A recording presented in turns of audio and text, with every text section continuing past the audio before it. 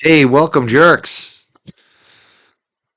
Do I sound well tonight? I hope so. I was messing with the audio levels a little bit tonight. I hope, just let me know. I checked the chat. I'm moving back and forth between mics lately. So you guys help me out a lot. You ladies help me out with the volume on my microphone. Let me know how it is tonight. Is it too loud, too soft? Is it perfect? Just give me a heads up. Um, Big day in court today. A full day in court. It's kind of boring, a little bit tedious. This Hartnett on the stand, and the state police, the crime lab. I don't know, but I think anything is a letdown after Buchanan, after the testimony of Yuri. So we can definitely talk about that tonight too, as well. I'm excited because we have back on the show. We've got another criminal defense attorney. She's also civil defense attorney. She does everything. She's a boutique law firm specializing in healthcare, but she talks a lot about Karen Reed, and she goes on a lot of different shows. She's an attorney. It's always exciting to have her because she's what do you call her? Spicy Nan. She's a live wire. She says what she means. I love her enthusiasm. I love how she supports us too as YouTubers, but also as the Karen Reed Defense Fund. She kicks in a lot of money to Karen Reed Defense Fund, puts her money where her mouth is, which you gotta love that. That's what I love. We love her. Yeah, I see all the comments. We love Nan. Let's bring her up. Attorney back on the show. Attorney Nan Gallagher, known as Lawferio. Let me say that again. Lawferio on X. Welcome back to the show, Nan. How are you? It's good to see you. It's good to have you back here. Yeah, it's been a long time. I was reminiscing today when I posted that I would be on. I said, "Wow, it all started with the Young Jurks. I get to be an honorary jerk tonight." But I've been back a few times since. I kept my promise. Yeah, you just come in regularly, which is what I love. It's just perfect. It's been a little while, so we've been missing you, and we said we got to get Nan back on the show. We need spicy Nan back on the show. Who knows what she's gonna say about Yuri? I know you've been on a lot of other shows I've seen talking about this, but I don't always get to see them, so I get to see you here, which I like. So what? Let's start off with not even today. Let's go back to Yuri because I think that was such a big testimony over last week and the beginning of this week. What are your takeaways on Trooper Yuri Bukaki, whatever we call him, Jughead, Um, Jarhead? Jarhead. Well, he completely decompensated on the stand. I mean, I could go on and on. You could have an entire show with me on Yuri Buchanan. I'm going to try to keep it a little PG tonight and not refer to him by his very apropos nickname. But if you're going to, as the Commonwealth, take the position that Proctor somewhat doesn't exist, and you want to put Buchanan in his stead, his supervisor, then you as the Commonwealth run a huge risk because Buchanan as a supervisor adopts every single thing that Proctor did, had access to, and didn't do. And Buchanan took great lengths to distance himself time and time again from what Proctor did. He wouldn't refer to him as the lead investigator, even though we've seen so many different law enforcement personnel uh, concede that he was the lead investigator. And words matter, definitions matter. So we're all in a position like watching this saying, well, we're biased. A lot of us, and maybe you have viewers. I hope you have viewers. I said this the first time I appeared on your show in January.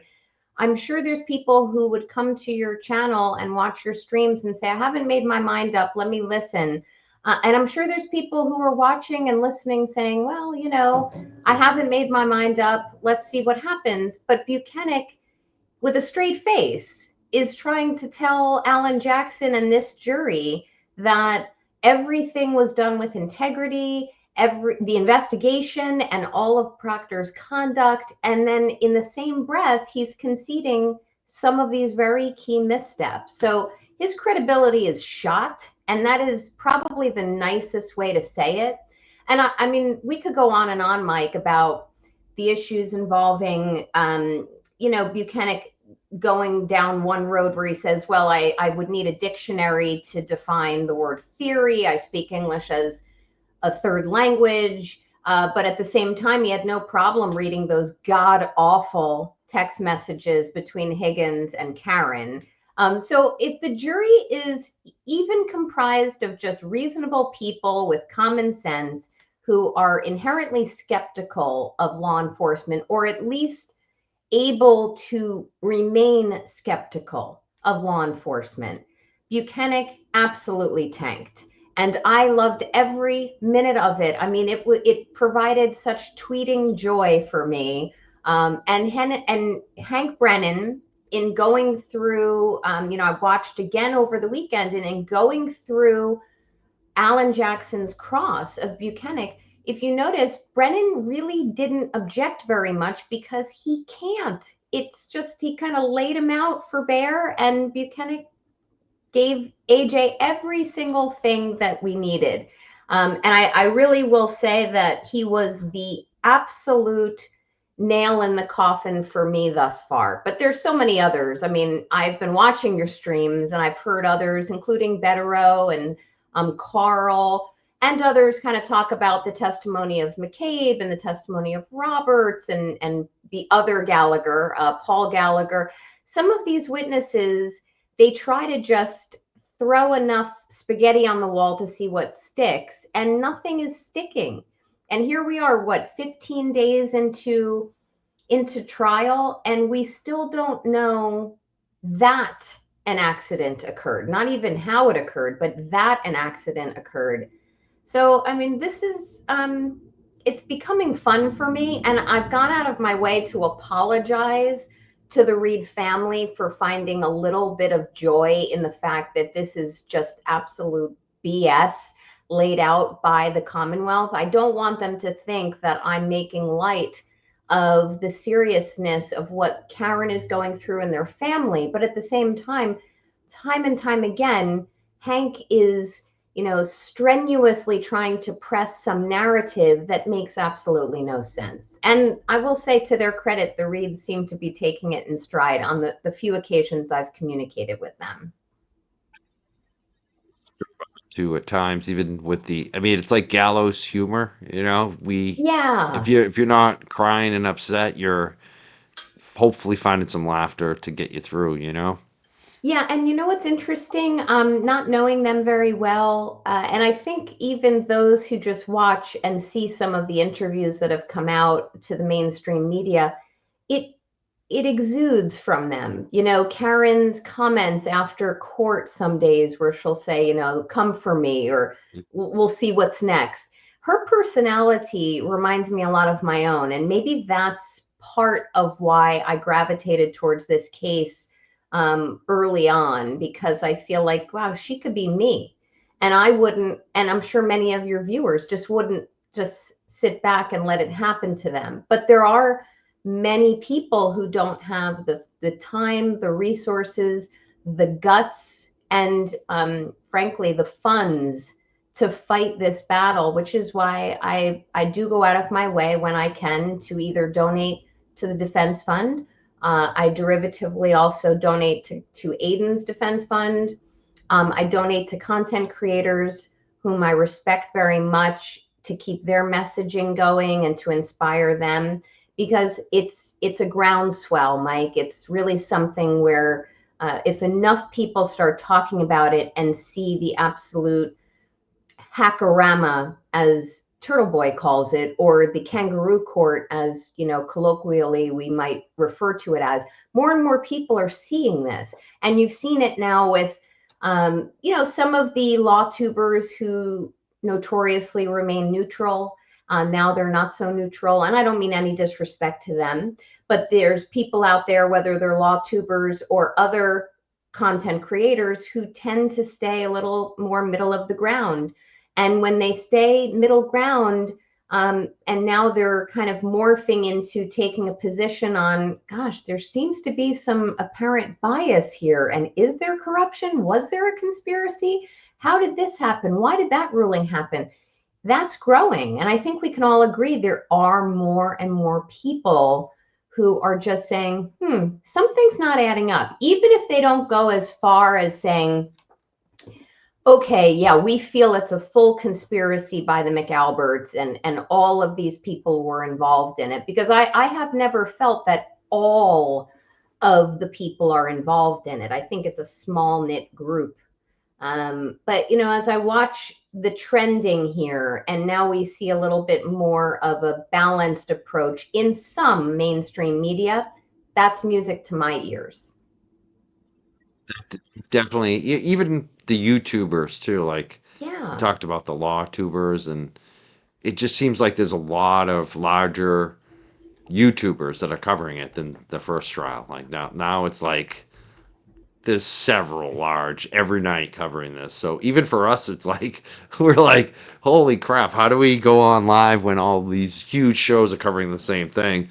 Which wasn't like that the first trial. So it's definitely getting bigger. I feel like. Um, Yeah. And also, it's polarizing too, Mike. Sorry to interrupt you. It is polarizing. I knew that there were different factions here, and it's not just Free Karen Reed movement and the anti-Free Karen Reed movement. There's actually um, different facets within each side of the movement. For example, there's people who are Free Karen Reed who may not fully support Aidan Carney. There's people who are in AFKR who divide amongst themselves. There's all of these different factions, and to kind of just jump in and take a position, people just get viciously attacked. I mean, you warned me back in January when I became a little bit more public with my opinions. I remember you said to me, usually it takes about a month for the trolls to notice you. And it took maybe about 2 days. And they have, show after the that show you did with us. I think that's when I knew you were gonna get because it's funny because they yeah, like every show lately oh, they're they've been going after unbelievable. our guests. Like anytime we have a new guest, there was Matt that came on recently. He talked about it. Like every time we have a new guest on, they go after them. They chew us like chew toys. And you know what really annoys me? So I hope people are hate watching right now. You guys go after some of the ladies and viciously attack their appearance or, their life circumstances or that they're bankrupting their families, abusing their kids. And, when they don't go after it, this is my opinion. They don't go after the men from my observation in the same way. Now, by no means am I a feminist. I can roll with all the bros as well. But nobody, I mean, nobody has come at me on Twitter or X or on Facebook with a meaningful, substantive, respectful debate. And I even challenged Plevin, and I did so not for clicks and not for attention. I did that. I challenged him, for those who don't know this, I challenged Kevin Lenahan to a debate. And that came on the heels of him having I won't call it a debate, but he was on a stream with Broken Baker, which kind of devolved pretty quickly. And in that debate or stream, he's screaming at Broken Baker, didn't let him finish, wasn't respectfully even considering Broken Baker, another law tuber he's not a lawyer, another YouTuber for your audience. He wasn't even considering his positions and frankly dismissed him.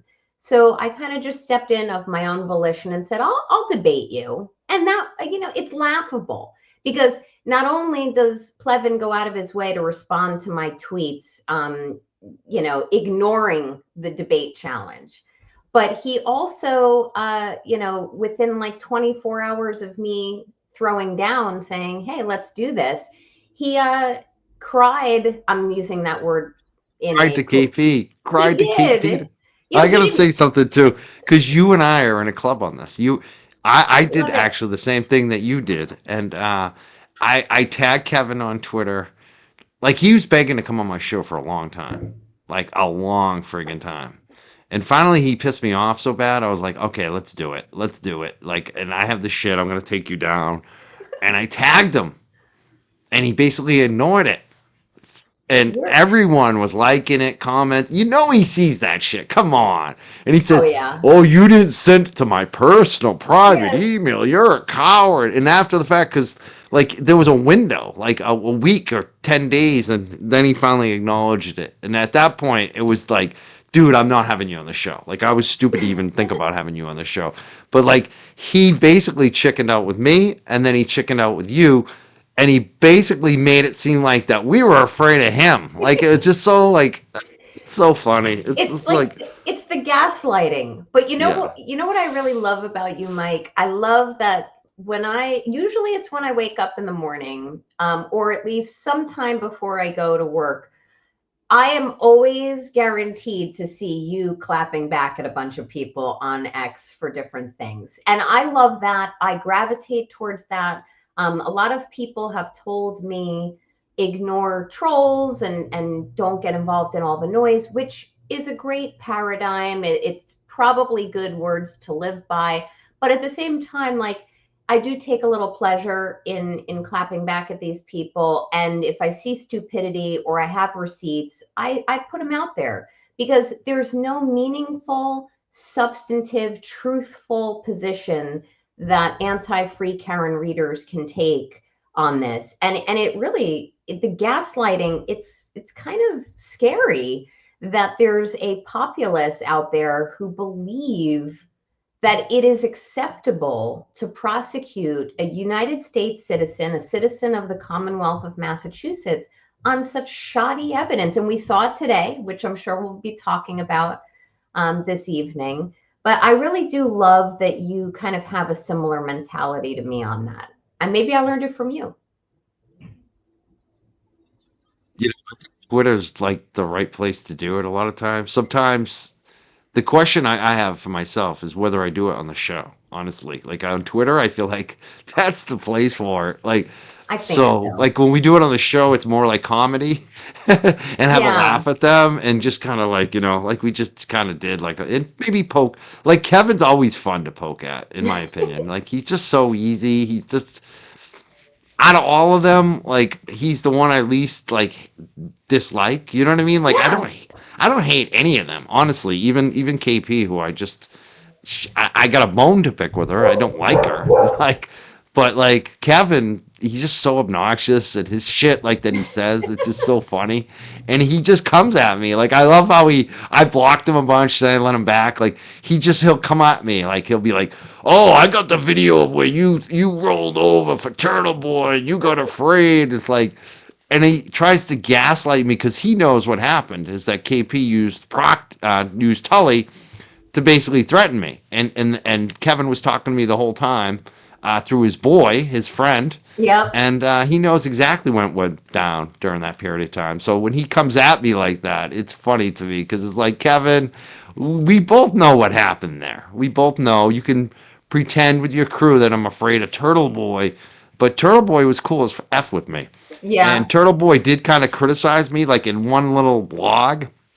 And I didn't know until Kevin's boy called me and said, "Hey, Turtle Boy criticized you in the blog." Like that was like 2 days later. Like I didn't even like that's how insignificant what Kevin thinks is like such a big deal that he criticized me. Like Turtle Boy's been so cool.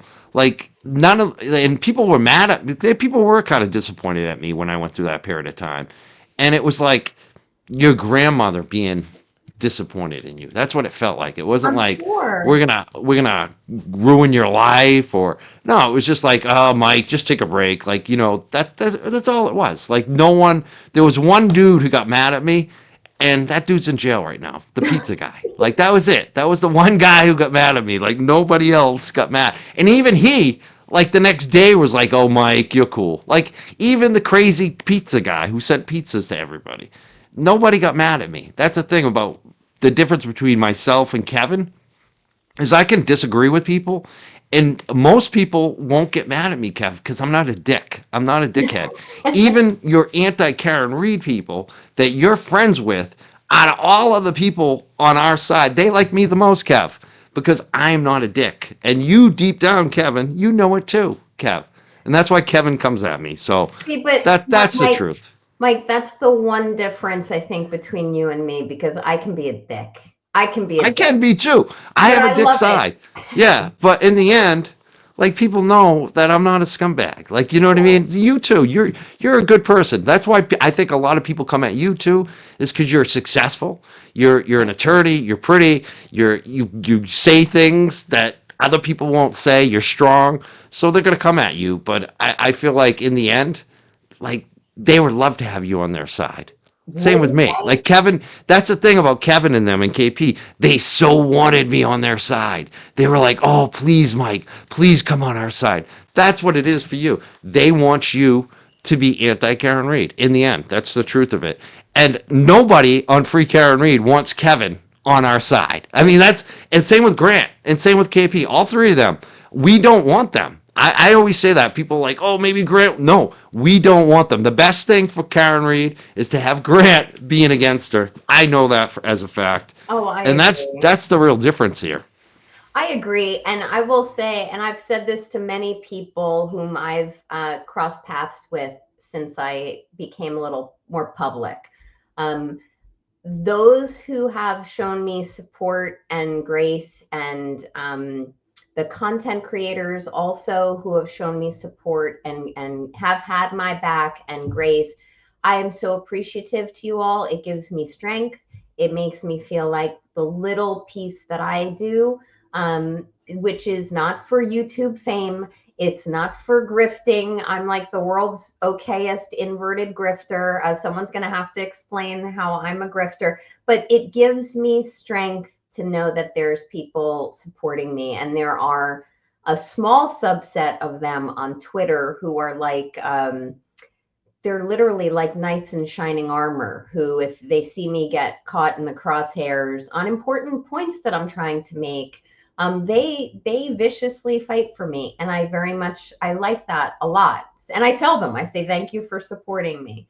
So You're back. yeah, and I love the content creators who have my back as well. It makes me very comfortable being able to voice legal analysis when I see, missteps here or bad rulings from Bev, or if I need to forecast next steps on what to expect in this case. It makes me feel very comfortable, and that helps promote messaging. I don't know if Mark Betterow would say the same thing. I mean, he's everybody's different, and he's a no BS kind of guy. He's like, I'm going to tell it like it is, and I don't care what you say. I feel very comfortable in my environment when there's people there who are supportive and protective of me, and I'm going to keep showing up.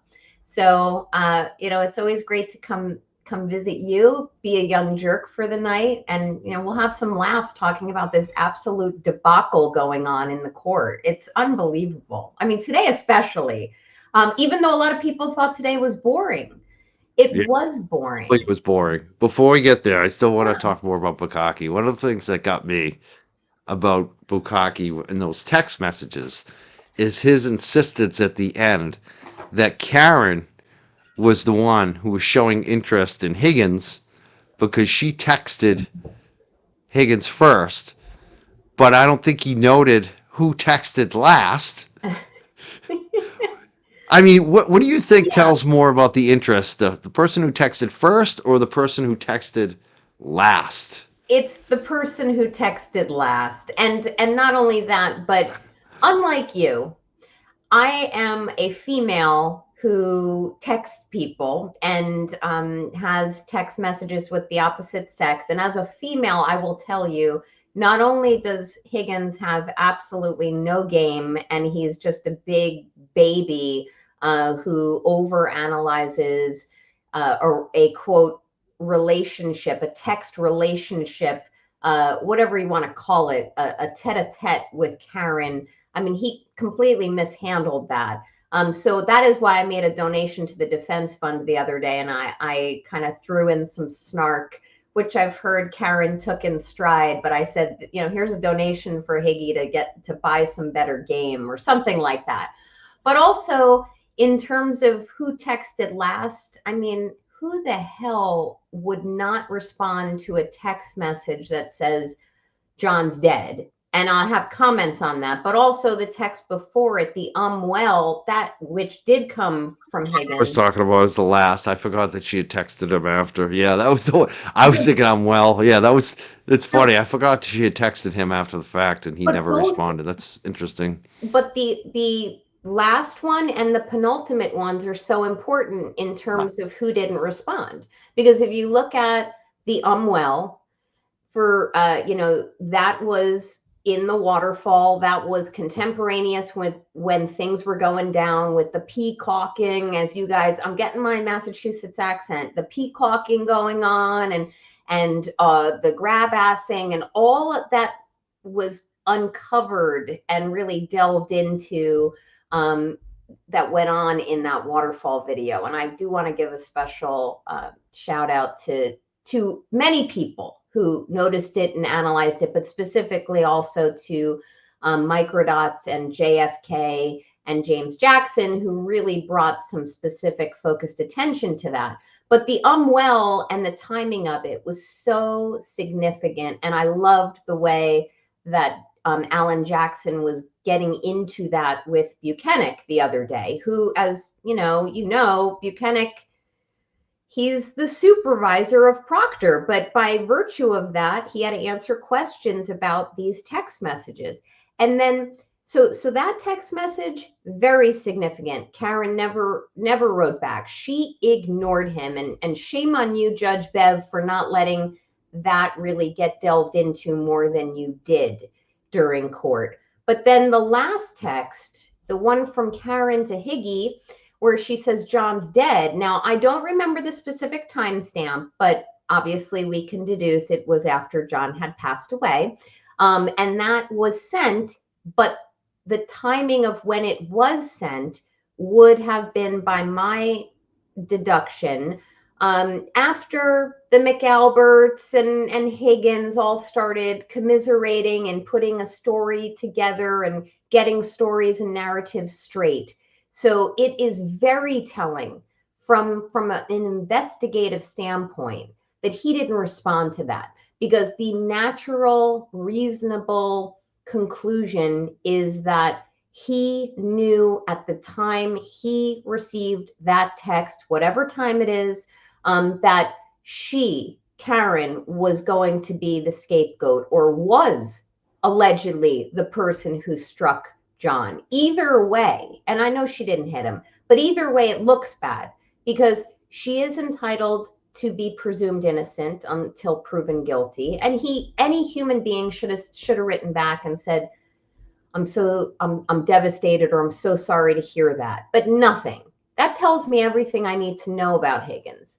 That, and the fact that he was up to no good the evening of the overnight into the 29th of January, 2022, caught on video, it's just the gift that keeps on giving. Talk more about Higgins, the text. Oof. You mentioned that you're a woman, and that's one of the reasons I want to ask you about this, because yeah, I felt a certain way reading those texts too as a guy. Just saying, felt the same way. Dude, this Karen Reed seems like she may have some interest in you, and you're literally blowing it by every single text that you write. You're making her feel uncomfortable. That's what it felt like to me, right? Is that kind of like a killer, in terms of her, in terms of texting back and forth in game? Am I right on that? Does that make if a woman's feeling uncomfortable, if she has a little bit of interest, let's say, would that turn her off? Yeah. Let's pick my brain for a moment as a woman. Yeah. What do you what is some of the text too? What are some of the messages that he wrote that you felt would make you feel uncomfortable, or that would be a turn off? Well, I'm going to go by themes of them, just because I don't have them in front of me. Yeah, you don't have to quote them exactly, but we've heard them. Yeah, and I think I actually might cause emotional distress to myself if I have to go back and look at them, because he's so god awful. But the fact that Higgins, so everybody should just think of the status of the two people participating in the texts. Okay, you have Karen, who's in a relationship, And you have Higgins, who my understanding is he's a divorcee. So he's a single man, previously married, lives alone, total loser. Sorry, that's my own editorializing, but that's what it is. And in looking at the themes of the text messaging, the fact that he wants to consistently define what's going on. So I am of the opinion that Karen was really checking her market value. She wanted to, whatever was going on with John, maybe the relationship ran its course, maybe it didn't. Maybe he wasn't being so nice to her, maybe he was. Maybe she's just is just a cad and wants to be cheating on her boyfriend, which I really just don't think was the case. She's checking her market value. And he consistently needed to better understand in writing what she was getting at with him and, why she felt the way she felt about him. That is the most important theme to me. Most people, they tell me, like, don't analyze things or relax or don't think about things too much. And they bring up a good point, and that's kind of my nature. I do analyze things for a living. But when a guy does it, it's really a turnoff. And for women, like if there's a man who's kind of wants to consistently put you in a position where he's asking you to commit to where things are going or what you think about him, it's like reverse psychology. It immediately makes most women feel like, does this guy have any level of confidence? Because confidence is so attractive to women. I can't speak for all women, but I hope there's people in your chat who would agree with that. So he's just a total loser. I don't see how he, in any way wrote anything that intrigued her. Not to mention, I don't find that no matter what was written, that she found him particularly attractive. I just think she was going through a tough time. And, that does not correlate to a motive for murder. And, those are my thoughts on the text. I just think that if you have the Commonwealth trying to use curated text messages like that, curated by Higgins, and I always mess up this word, not export, what did he extracted, whatever he did to them at the federal kiosk. But those texts which he presented to the investigators for them to go through, those text messages, if that's the predominant piece of motive, and maybe there's others. I mean, maybe they're bringing in the Aruba people, which Brennan said he wasn't going to. So that's important to me, because he previously represented to the court that he wasn't going to be calling the Sullivan sisters, and now he is. And that tells me he's desperate. That's, as an aside, I think that's a bad sign for the Commonwealth and a good sign for Karen Read if he is going to call the Sullivan sisters.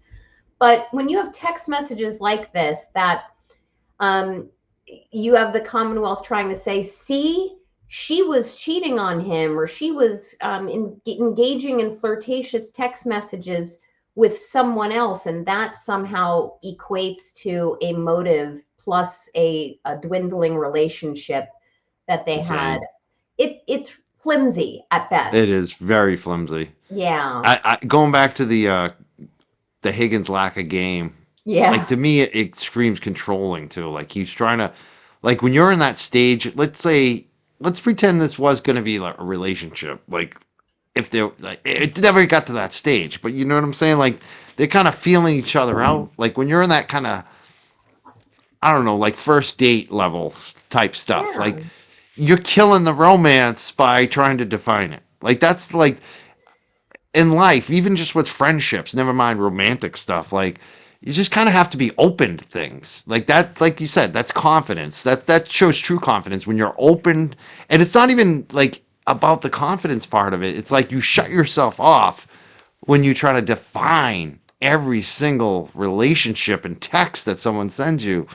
It's not a way to live. Like, it's not attractive. It's not, especially when it kills the romance. Like, you would think, kind of the mystery of like dating at first is you're trying to learn who that person is, and all you're learning is that they want to know where you stand right now at this moment. It just, For life. Are you committed to me? That's what it felt like to me. And it felt desperate, like you said. So I Yeah. just don't see how Buchanan could look at those texts and turn around and say Karen was the one that was interested in pursuing it, where she wasn't asking, like, where do you stand with me? She wasn't asking those questions. She didn't, it's weird. Let me take one step further because I agree with you. Because Karen, you made me think of something. And as a woman, I'm going to give my thought on this. Because Karen, if everyone kind of peruse those texts again, everyone sees Karen, she just didn't care. Okay. Like she was playing tennis, volleying text messages back and forth with him, but there is no interest in really whether he responded, what he responded with. Then you throw in the fact that his incessant need to define things and what does this mean? Where does this stand? That absolutely was a turnoff. I know with certainty it was. But now let's go further. For somebody, and I'm not a psychologist, but for someone like Higgins, so we know a few things about him.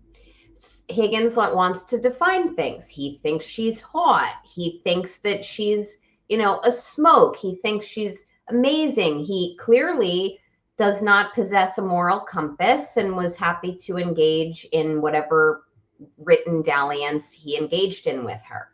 So now you've got this text messaging going on. She is clearly like it's not even up for debate. She is objectively kind of just volleying back, but without much interest.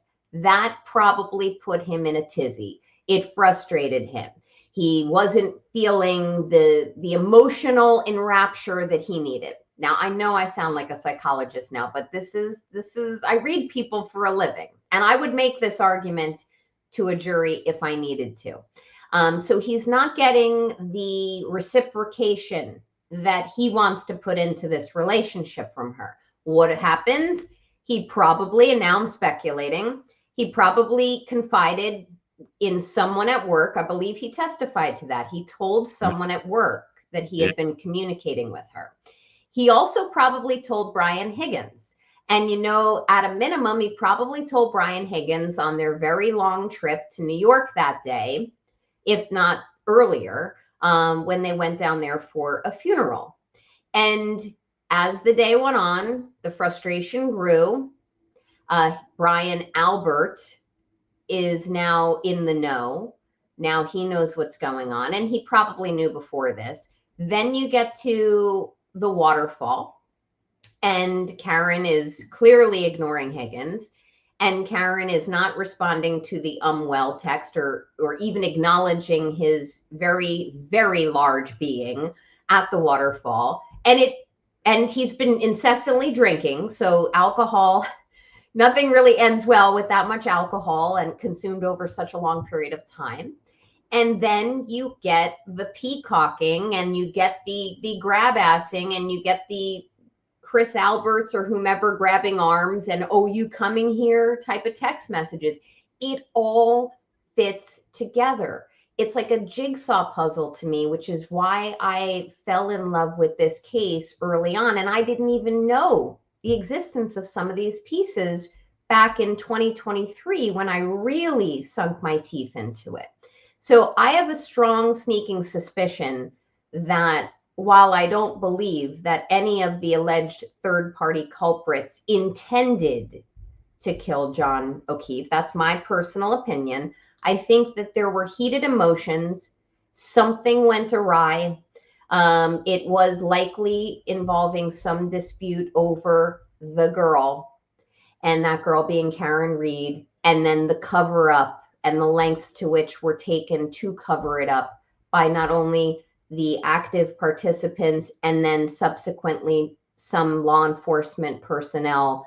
Is that cover up is worse than the crime at this point. So that was a long answer, but I do think that the text messages are so vitally important for the defense to show the story. And I thought it was genius for Jackson to get them in through Buchanan, because as we forecast that Proctor will likely be called by the defense on the defense case in chief. I don't know if that decision has been made yet, but they should call him.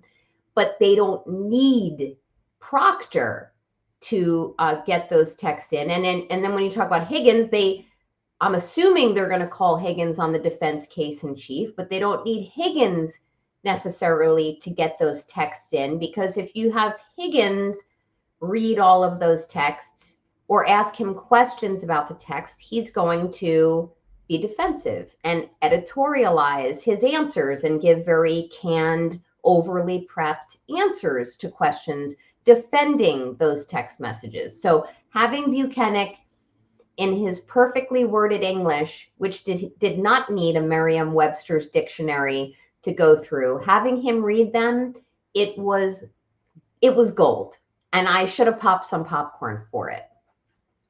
Like the fact that it showed that this suspect is sitting right here in the text that you're reading, Buchanan, and you never looked at him. It also just showed that they were just focused on Karen. Here's a guy with a motive. You're reading his text, and you never looked at him because he's law enforcement. He's friends with the people in the house. He was in the house, so they excluded him. And also too, like on the the whole text things between Karen and Higgins. It's just wild that we're sitting here reading the text back and forth, and Buchanan has an opinion that Karen was the one that had interest. I mean, I don't think Karen even ever, like you said, ever had interest. I think it was great that you brought up the peacocking, because, and especially the fact that Higgins and Albert drove to New York together that day.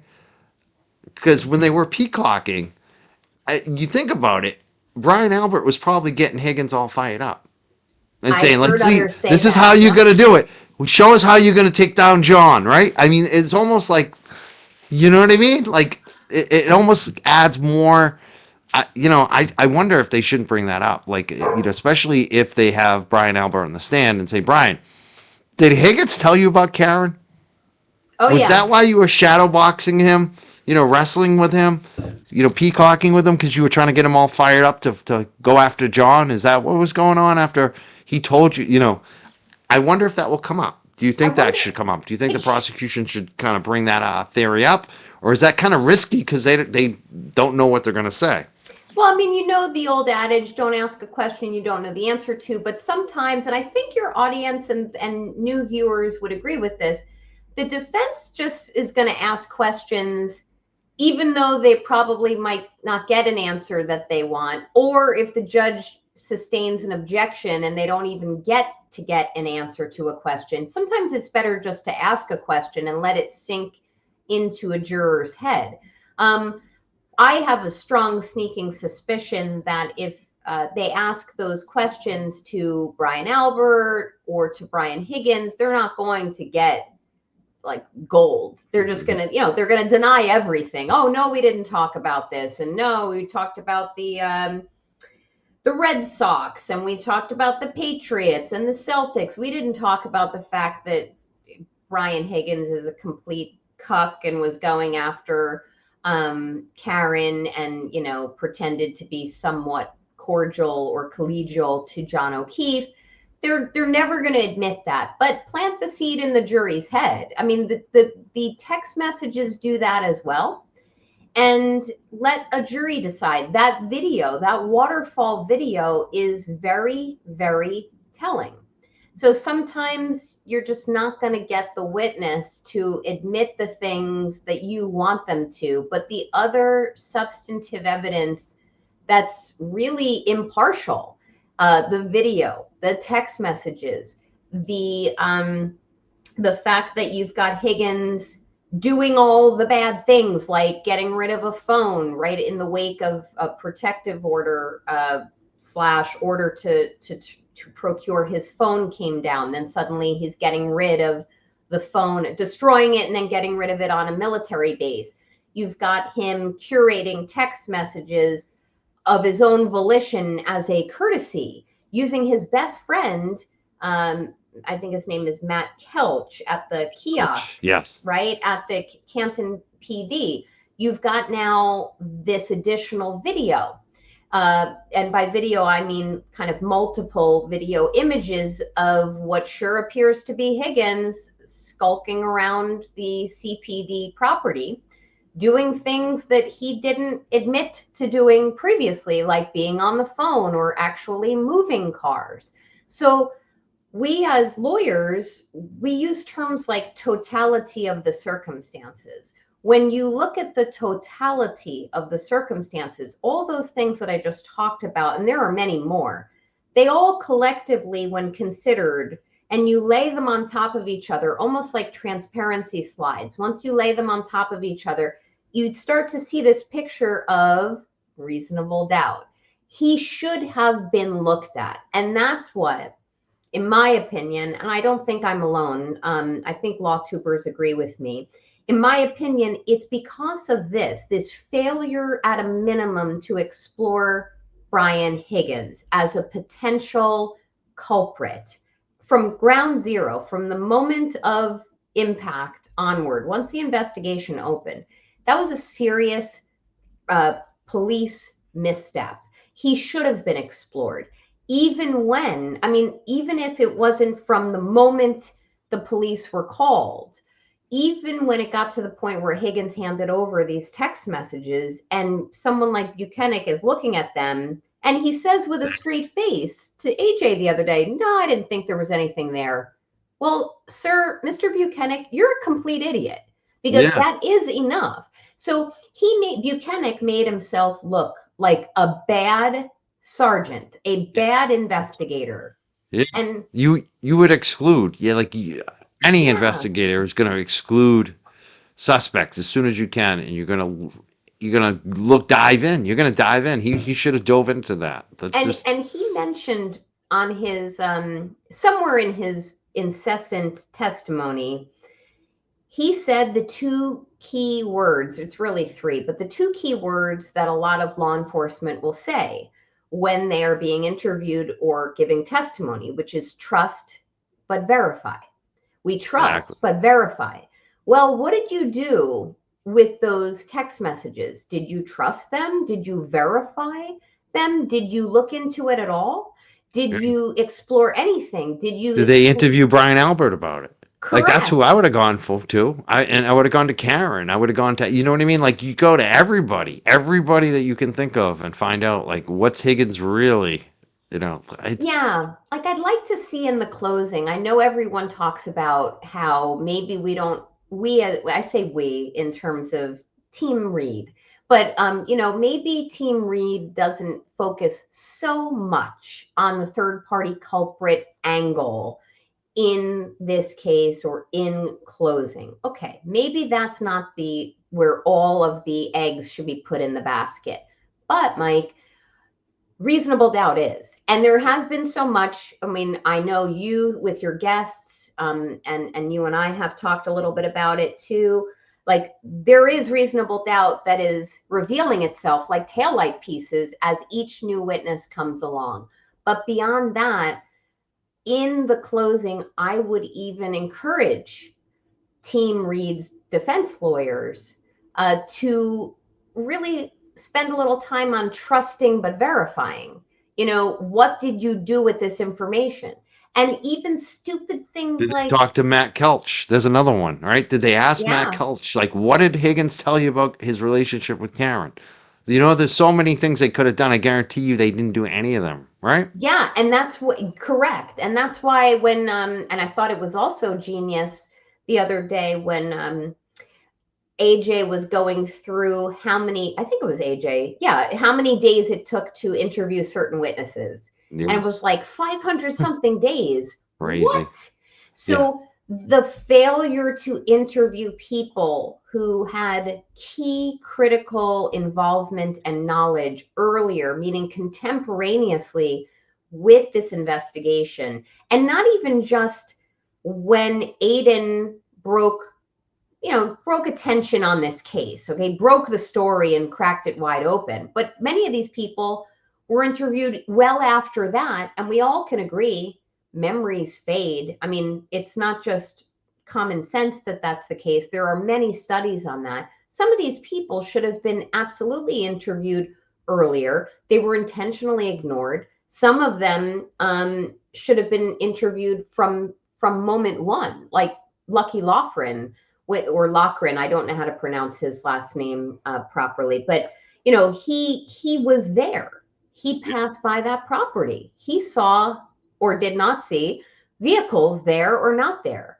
So the trusting but verifying piece of this and the failure to interview witnesses properly, A sequester timely them, manner. do Yeah. it timely. It's everything. And I I'm think hoping the jury gets it.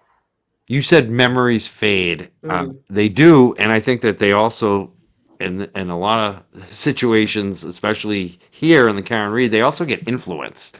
The more time that goes on, it's easier to for memories to get implanted in people's, to get programmed, basically, and especially Yeah. if you're around the others, or you're talking to, like, Carrie Roberts. Yeah. Like, Carrie Roberts is talking to Jennifer McCabe every day. It's not surprising if she's going to be influenced and her memory is going to change because what Jen McCabe is telling her every day. So this is like very common, I believe, is that Yeah. not only do memories fade, they get influenced. People can remember things that didn't happen just because of the influence. It's like, the game of telephone. We Yeah. we we don't actually know why, but we get a different message at the end when we play that game of telephone. So I agree. And also when you think about that, because we haven't had a chance to talk about this, what AJ was able to do with Kerry Roberts and juxtaposing her against Jen McCabe, and I'm so tickled pink that those two witnesses testified near one another in this trial and it was not perfect. 3 or 4 weeks apart. But what I just want lay people who are watching this and watching the trial to understand that the way Alan Jackson was able to draw that point home for the jury, that memories can be influenced, narratives can start to interweave with one another. How he did that through questioning of those two witnesses specifically is, I don't even want to call it an art. It's It almost was near, phenomenal. it Yeah. was surgical. It was surgical. I mean, and not only that, the fact that Kerry Roberts then had to concede during her testimony that she lied to the grand jury on the whole issue of the I hit him. I think it was the I hit him issue. I'm nothing without my free Karen Reed notebook, but she had to concede that she lied, and that was an example of this very point, which is, well, who did you hear Jen McCabe say this or Karen say that? Or were you influenced over time because you were told this and then it became your memory? This very, very much is reminiscent to me of false confessions. Yeah, false When, memory. There's a false memory syndrome too. That's yes, like that's part of science now. Like, so, talking. Grace Face makes a great point. Talking about memories changes your memories. yes, That is very true. Like, and these are people that have been talking about their memories, especially someone like Carrie, who's a talker. She's been talking a lot and talking to Jennifer McCabe. So that, and Jennifer wants, I believe, wants to influence Carrie's memories, so, like, this is something that definitely is possible. It's why you have to talk to witnesses so soon. It's so true. yeah. And I actually have a case right now. It's a civil lawsuit that involves repressed memories. And there's a memory repression expert who gives opinions, which I hate, by the way. This expert is adverse to me, but she's giving opinions on memory and how memory is influenced and how it, like Grace Space was just saying, like talking about memories, thinking about memories changes memories. Spending time with other people changes memories. Watching trial, like Trial 1.0, which I know all the McAlberts watch, that changes memories. And you've got Kerry Roberts and Jen McCabe, by their own admission, still actively, regularly communicating with one another. And presumably they're still actively, regularly communicating with Peggy O'Keefe. So all of it becomes muddled.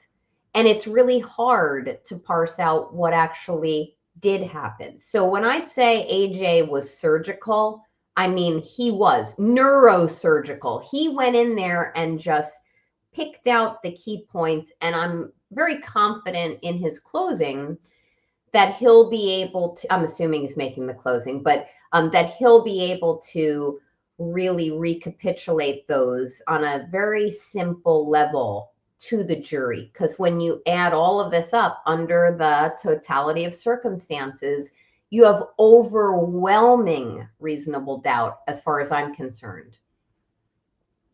Yeah. Comments. One came in, question, and I want to answer very quickly. They said, why did they go to New York? Current resident asks. This is actually, it's wild because they went to New York because a police officer died, and they went to their memorial, funeral memorial, to honor a police officer who had died. They drove all the way to New York and back, Higgins and Albert, but they didn't come out of the house. Brian Albert didn't come out of his house, go 20 feet out the door to see John O'Keefe when he was dying on the lawn. But they drove to New York for another police officer that they never knew, and they knew John O'Keefe. So that's wild, isn't it, in itself? It's irony, to say the least, but also you ever give any thought to that? Like, I've heard conspiracy theorists, Mike, say things like they didn't want, nobody wanted to see physical injuries on Colin Albert or Brian Albert. Like, do you buy into that? I mean, it's possible.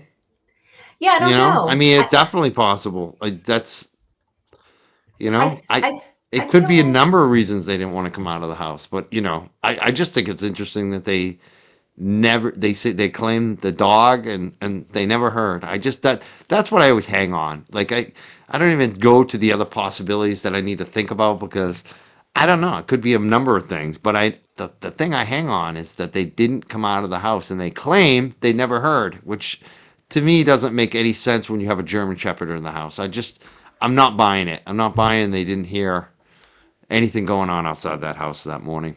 You know what's interesting too, because in addition to them not going to his funeral or memorial service, but they had no problem going to closing arguments and staring down the jury. That's another anomaly to me. So Brian Albert and Brian Higgins will go to New York for a fallen officer's services. They won't go to the funeral services for Officer John O'Keefe. And then some of them felt the need to go to court and stare down the jury for closing arguments. I find that interesting.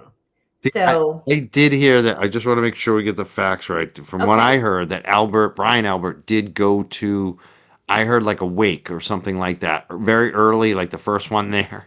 Okay. Left very early. That's what I've heard from sources. I don't really know. And I don't know about Higgins. I mean, do we know that he never went to anything for John O'Keefe? I don't know. Do you? I've heard, but I have not trusted and verified. Okay. So, but you know what? The police should have. Yeah. So, which they didn't. So, we're proving our point, which is you look at that kind of stuff. Another one that comes up. I'm going to bring it up on the screen. This is another one that always comes up. I think it comes back again to Kevin. Goes back to KP and Kevin, actually. It's so funny. KP actually was caught, apparently, trying to plant this BS conspiracy theory about, the drug allegations. I guess, there was an aspect where John O'Keefe did report some drug allegations outside his house, but it doesn't seem to be connected to this case, even though it was to Kevin Albert. So it does seem very suspicious, but we've never seen any evidence of it ever. Mm-hmm. Kevin ran with the story with Sean on the golf in the past, and Sean basically had to handle it for Kevin and apologize because Kevin went way too far, way beyond what Sean was even saying on the show. It's funny that Kevin's the one who ran with this. I have seen nothing to corroborate it. Me neither. Dark Cloud. What do you think, Dan?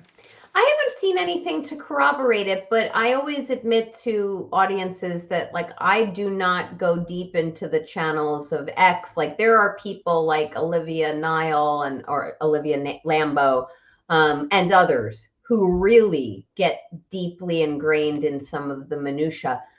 I don't know. I mean, I have heard that he had reported drug misconduct. And there were, I thought I had heard another rumor that John had reported something else.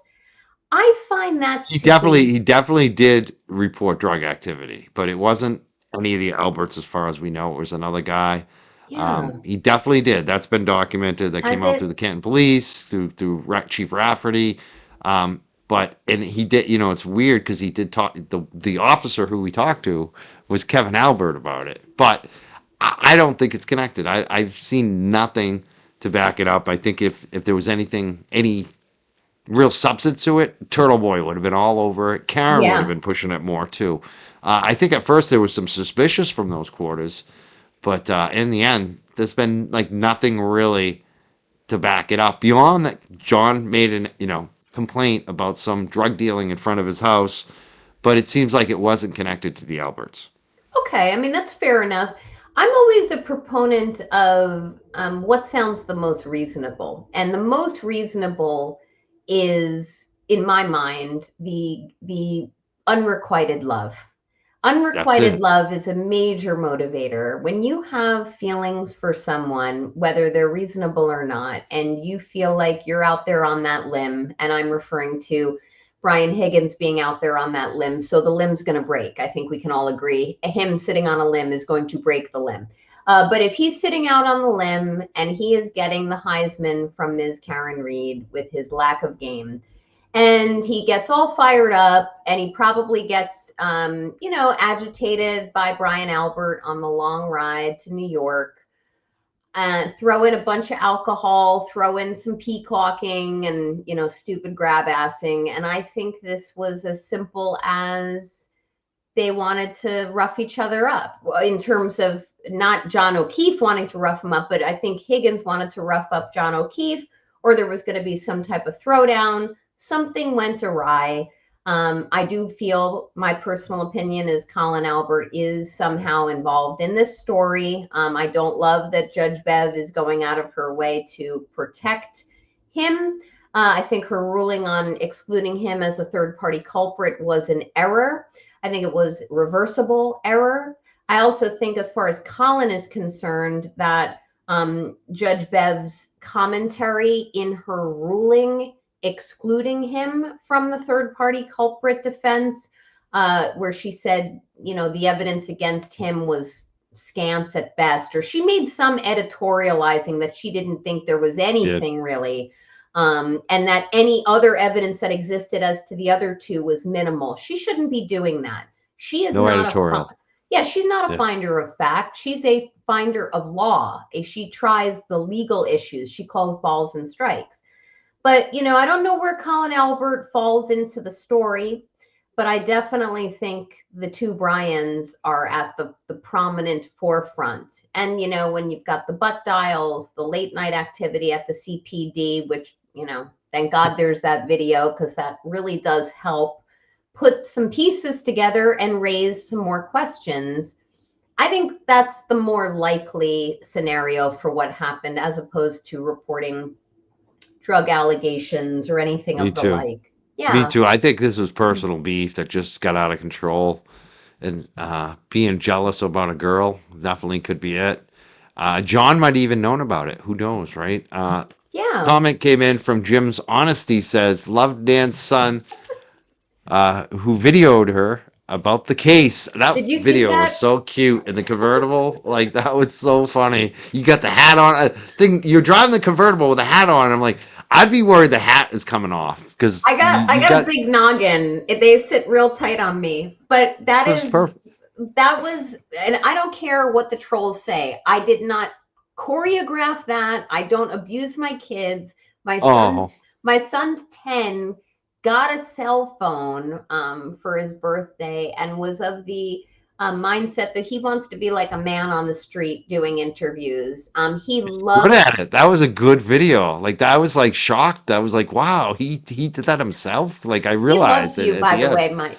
Mike, He's good. He's got this. What's his name? his name is Blaze, Blaze. Blaze. He's got the coolest name around. Wow. I'm gonna keep Yeah, my mouth quiet because he's only 10. But I love the name Blaze. That is thank such a cool you. name. Number one, Blaze. You got a skill. That's like you. He's got to do more of that. Like I think He's he's got a skill fiery. here.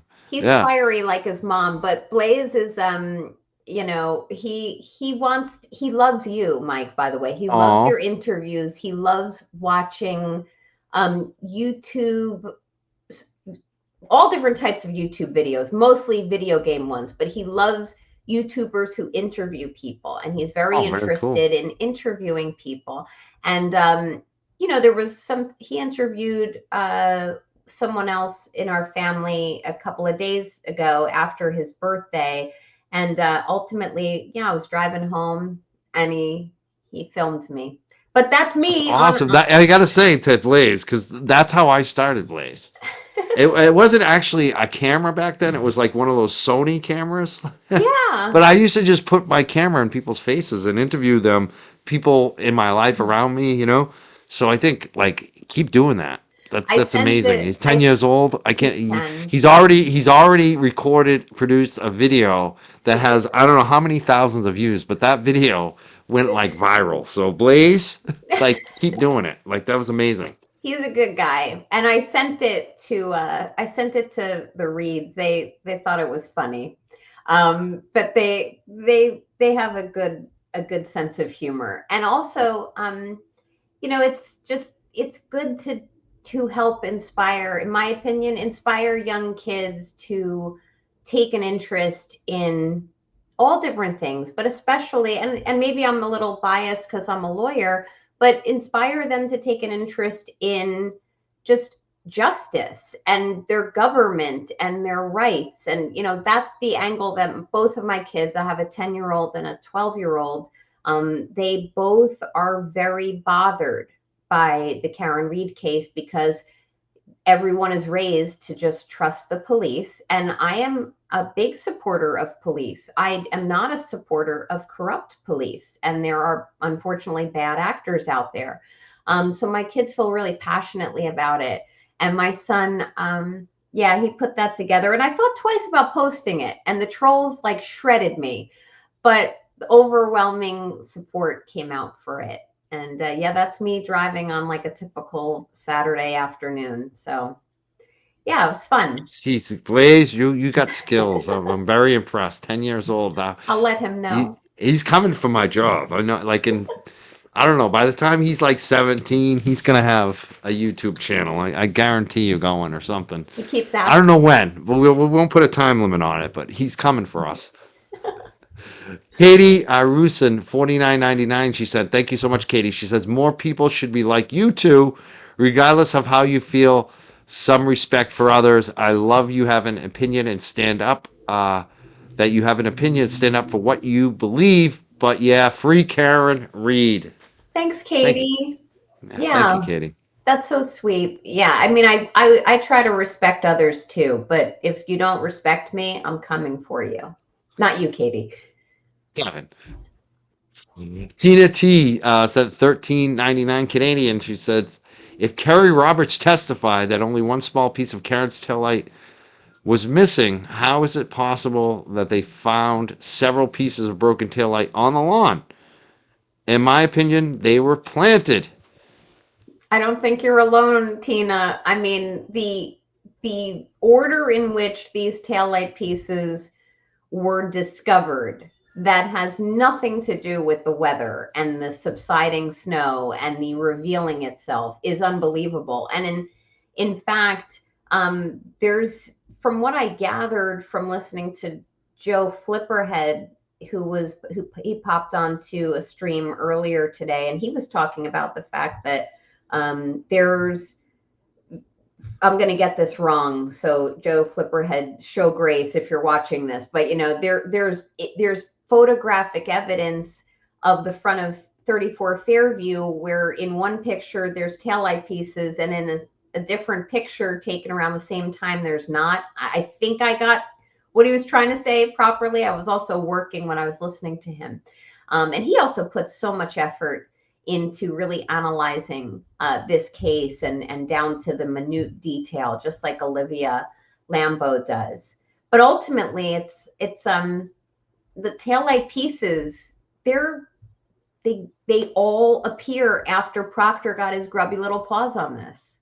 And that's one of the major themes of this case. All roads lead to Proctor. So no matter what you call him, if he's a case agent, if he's a lead investigator, if you're going to distance yourself from him, if you're going to say what he did had integrity and was beyond reproach, every single nefarious thing and inconsistency, all of it happened after he became involved.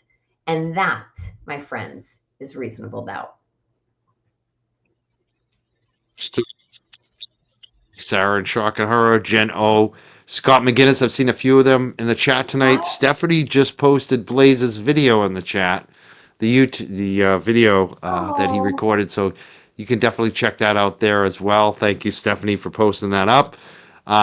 We got some more comments. One comment I want to bring up right now. Yeah. Because this guy, I just got to say, like when I was going through a lot of the worst kind of trolling when I was freaking out, they were going after this guy too.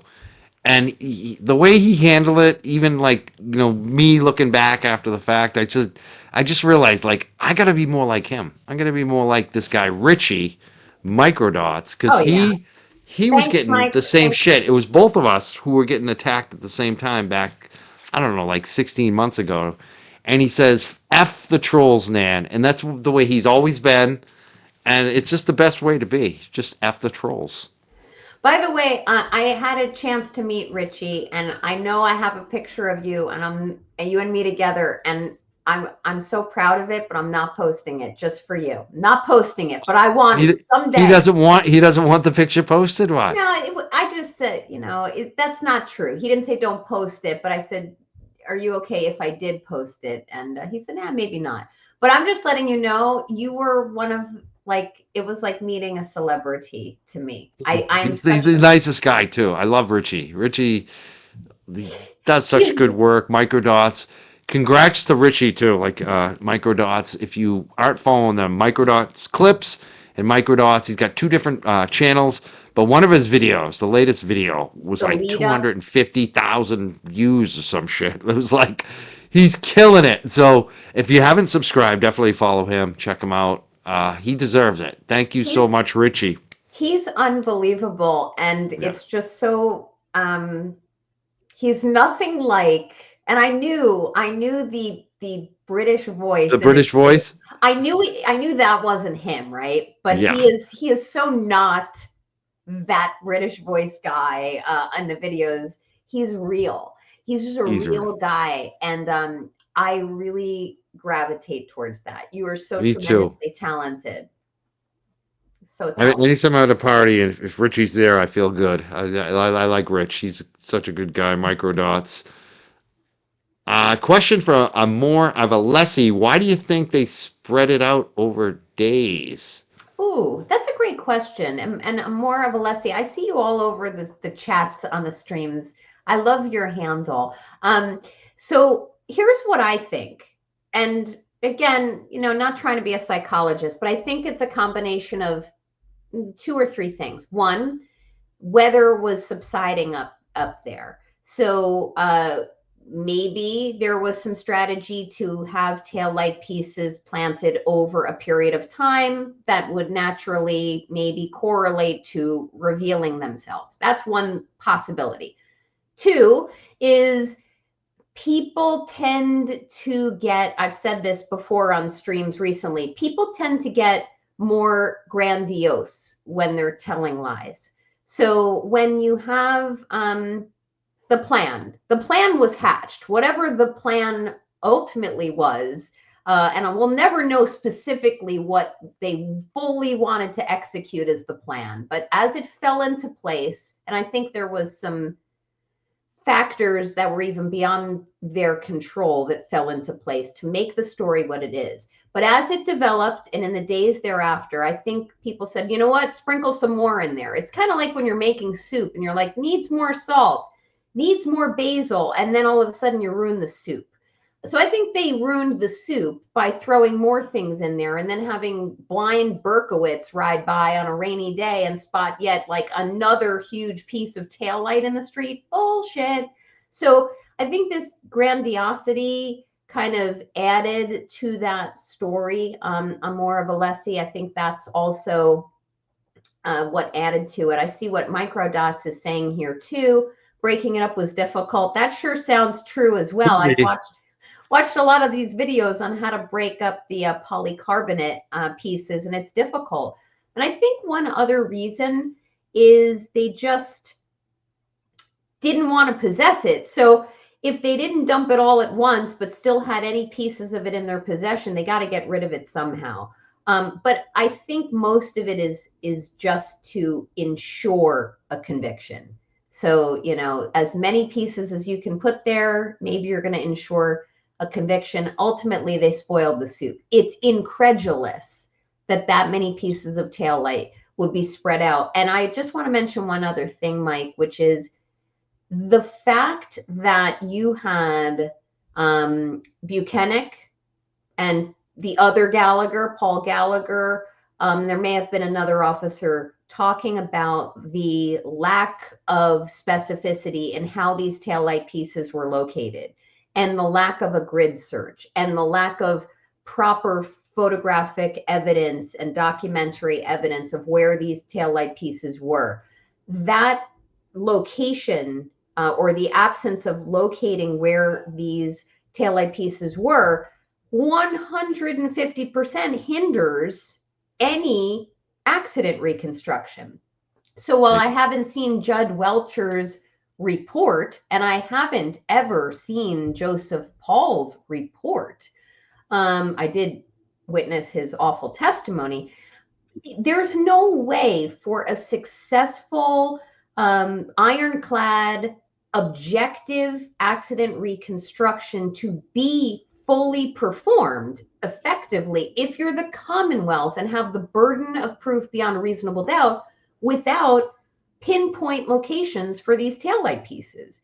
And when you talk to, well, not talk to, but when these witnesses are being questioned under oath, you get things like, oh, they were found in the vicinity of, and in the vicinity of, and it was over here, it was near the flagpole. It was, that does not make any sense whatsoever. But this is why Judge Bev made a critical mistake in terms of she made her decision not to permit Michael Easter, the FBI expert, to testify as a defense expert in support of Karen's Bowden defense on police misconduct, police investigative missteps, because these types of things are beyond the average knowledge base of the average juror. So I'm happy to see Judge Bev is letting the defense get into a little bit with these law enforcement witnesses about, you know, what they've done wrong, what they didn't do, but she's kind of keeping them on a tight leash as well. But I'm hoping the jury is smart enough to see that the taillight pieces sprinkled all over the lawn and revealing themselves at different times is just, it just belies logic. We definitely, especially with HeartNet today. But I want to even like change gears a little bit and talk about one thing that came out. There's this video of Erica. She's a bunch of stand-up folks recently have had issues. They hauled off that guy Bayo one day for live streaming. There have recently been some threats against different folks. One person was just saying peekaboo. Yeah.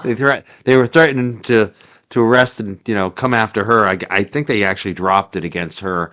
But Erica yesterday was walking through, and apparently she had been harassed another day and had to take off her shirt, and she was in a bra. And I don't know if this was today, actually. I think it might have been today, actually. There was a new video that came out with her and the state police, the same state police officer giving her a hard time about her sweatshirt. And she basically had enough. I love her. Like, she was just like, Yeah. F you. You want to arrest me? Here. She turned her back and put her hands behind her back and said, arrest me, cuff and stuff me. I'm not taking off my sweatshirt. And they let her go. Like, I'm just frustrated by this whole buffer zone issue. Even for me as a journalist, they don't even let me stand out there and film unless I Yeah. get approved by the courts, unless I go through the court procedure, which I'm probably going to go through pretty soon. But it's just ridiculous. What do you think about this with what Erica did?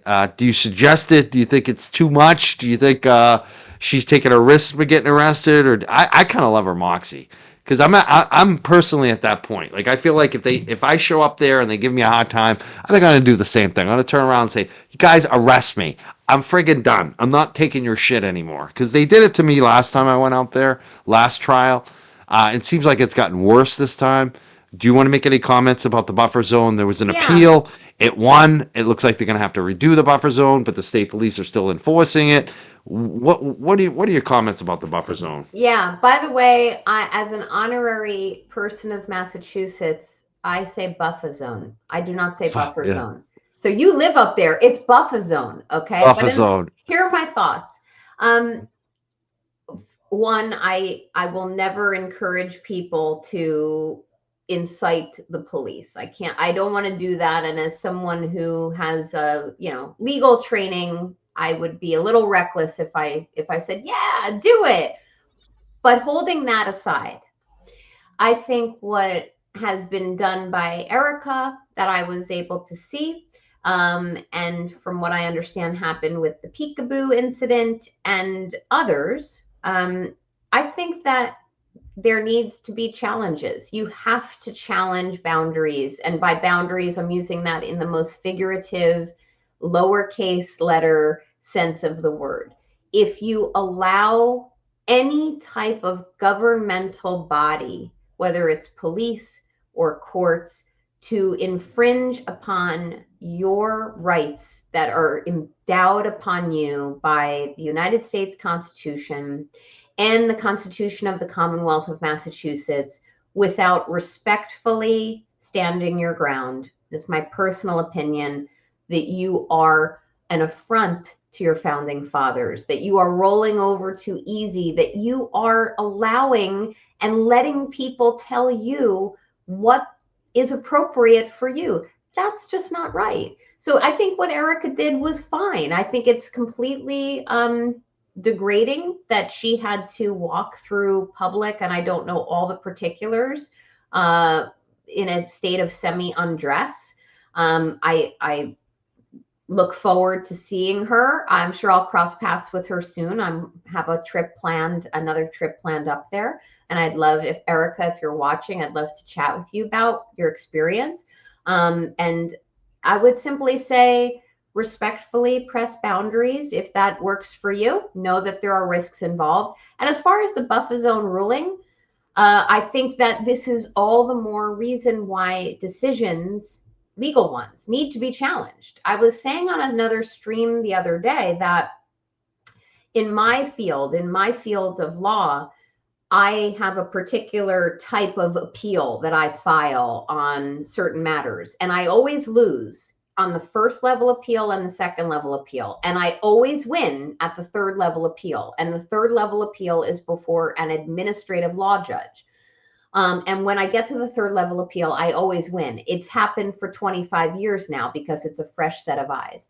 So these decisions that have come back adverse, whether it's Judge Bev's decision or the higher level court, which affirmed it, and then they challenged it at the federal level. I think I'm getting that wrong. I think it's the First Circuit. Whatever circuit now has said her ruling needs to be curtailed, and they've remanded it back to her. Just so everyone knows, that is professionally embarrassing to a judge. I don't care what any judge says or what any lawyer says. No judge wants to be overturned, and they certainly don't want to be overturned and told to do it better. Here you go. I'm going to give you another chance. Do it right. Spank them on the nose with the newspaper. That's embarrassing. So, Judge Bev, I think you should take some time and do it very quickly, though. Take your time and redraft and reconstruct and redefine a reasonable buffer zone that achieves, if you have to have one, which I dare say you don't, that achieves the purposes that are grounded in what was put forth before you in the first place. And I heard there's evidence now, and I don't remember where I heard it, so I want to put that to you with a grain of salt. I heard that there's evidence now, and maybe I heard it from Aiden on his stream.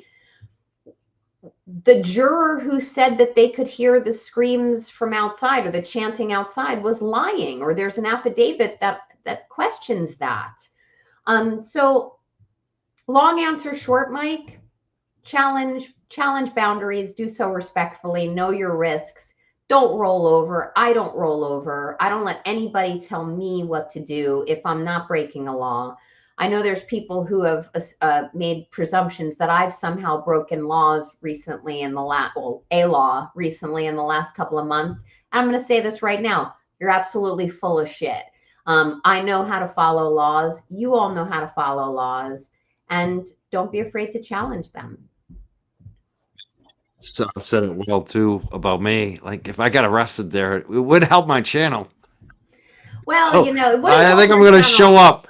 Unfortunately, I was hoping to be there this Friday, but again, I got dogs. I can't go. But maybe next Friday, if there's still a buffer zone next Friday, then maybe the day. Because last time they did the same shit to me, and Maz and I were both there. Maz like took off immediately because he's smart. I kind of had a little mouth back to the cop last time, the Mass State Police, because I'm like, you know, telling me I'm not a Yeah. journalist, I have to move along. Come on, dude. I need some answers. But as soon as I started asking questions, I could see they all came out of the woodwork and they were circling me. And I knew it was next. And I I think would, next time I'm just not gonna leave. Like I'm just not if they try that shit with me. Erica, you were phenomenal. God bless you. I love what you did. yeah. And all the buffer zone people. I just mad respect to them all showing up and having to deal with that day after day. Well, and you know, these officers, and I'm being figurative, they shoot first, ask questions later. They're ripping pins off people. They're getting in people's faces. I don't care if the order said use force if necessary. No order saying force can be used if necessary means that an officer of any level should be going up to a civilian, whether they are a journalist or a layperson just walking around enjoying life. No one should go in and use force immediately. It's absolutely ridiculous. Not only that, but the entire hypocrisy to me of the fact that this buffer zone, which is put in place to give or help promote Karen to have a quote fair trial, to prevent all of the, I'm going to call them pink people, and I don't even mean that literally, but to all of her supporters, get them out of I's way. She's lucky enough if she can see them when she's driving in and or driving out. But there's a picture of me standing at the buffer zone line, and I mean, it's fucking far, and it's ridiculous. But the hypocrisy of those, the buffer zone lines, you get all the pink people out, but you know who's walking around the buffer zone? Law enforcement. And you know who's on trial in this case indirectly? Law enforcement. So don't tell me, and I'm not saying this to you, Mike, I love you, but I'm pontificating for a minute. A good point, though. Don't tell me that it is in any way fair to promote a fair trial for Karen Read to get her supporters in pink out of the way. But when there are third-party culprits who are, quote, law enforcement, two named ones, one at the state level, retired, and one at the federal level, ATF. And we have the entire overtones, not just undertones, in this case of law enforcement overreach, conspiracy, and misconduct. But law enforcement can walk around the buffer zone and start ripping pins off people and making people strip down to their skivvies and coming at people for saying peekaboo. Bullshit. So that's why I feel very strongly that it is so important to respectfully decide for yourself if you are comfortable pressing boundaries. I'm not inciting that. There's a court order. Don't violate it. Let's hope that there is a reasonable tailoring and curtailment of that order. I am not inciting anyone to break a law. And there is my attorney disclaimer for you. or a disclaimer, as JFK would say, my new buddy.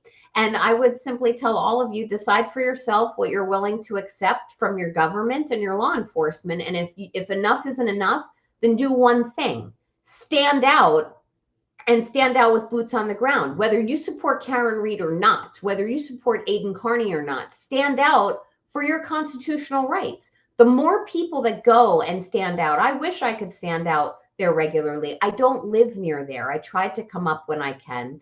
But the more people who stand out and stand up for what you believe in, whether or not it's her innocence, Aiden's innocence, or just being a citizen of the United States and the Commonwealth of Massachusetts with constitutional rights that shouldn't be trampled upon by a biased or corrupt judge and overreaching and corrupt law enforcement, then stand up and keep showing up.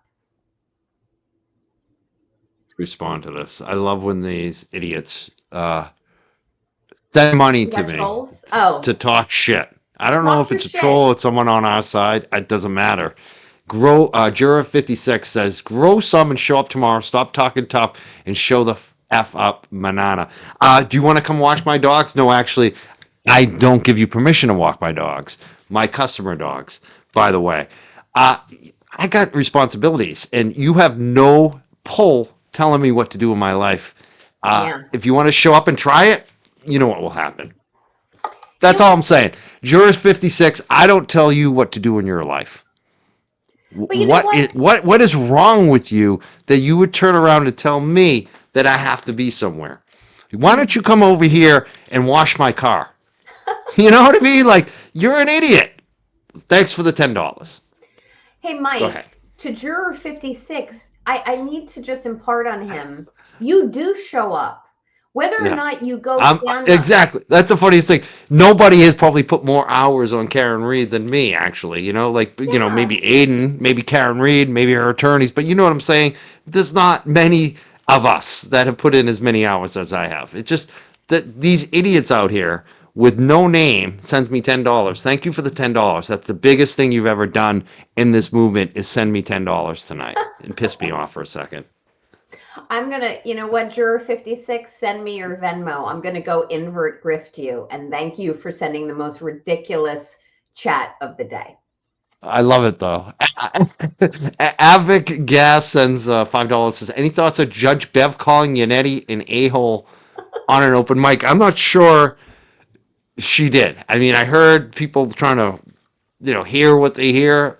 I can't tell what the hell she said. What do you think? I heard asshole, but I don't know who said it. So, you know, we have what I would call a dangling asshole on a hot mic. I think there's been some people saying Judge Bev was standing up at the time that it was uttered. Maybe it was McLaughlin. I don't know. I will say this, though. It's not as simple. Let's just assume, everybody, for a moment, that it was Judge Bev, and I don't think it was, but let's assume it was.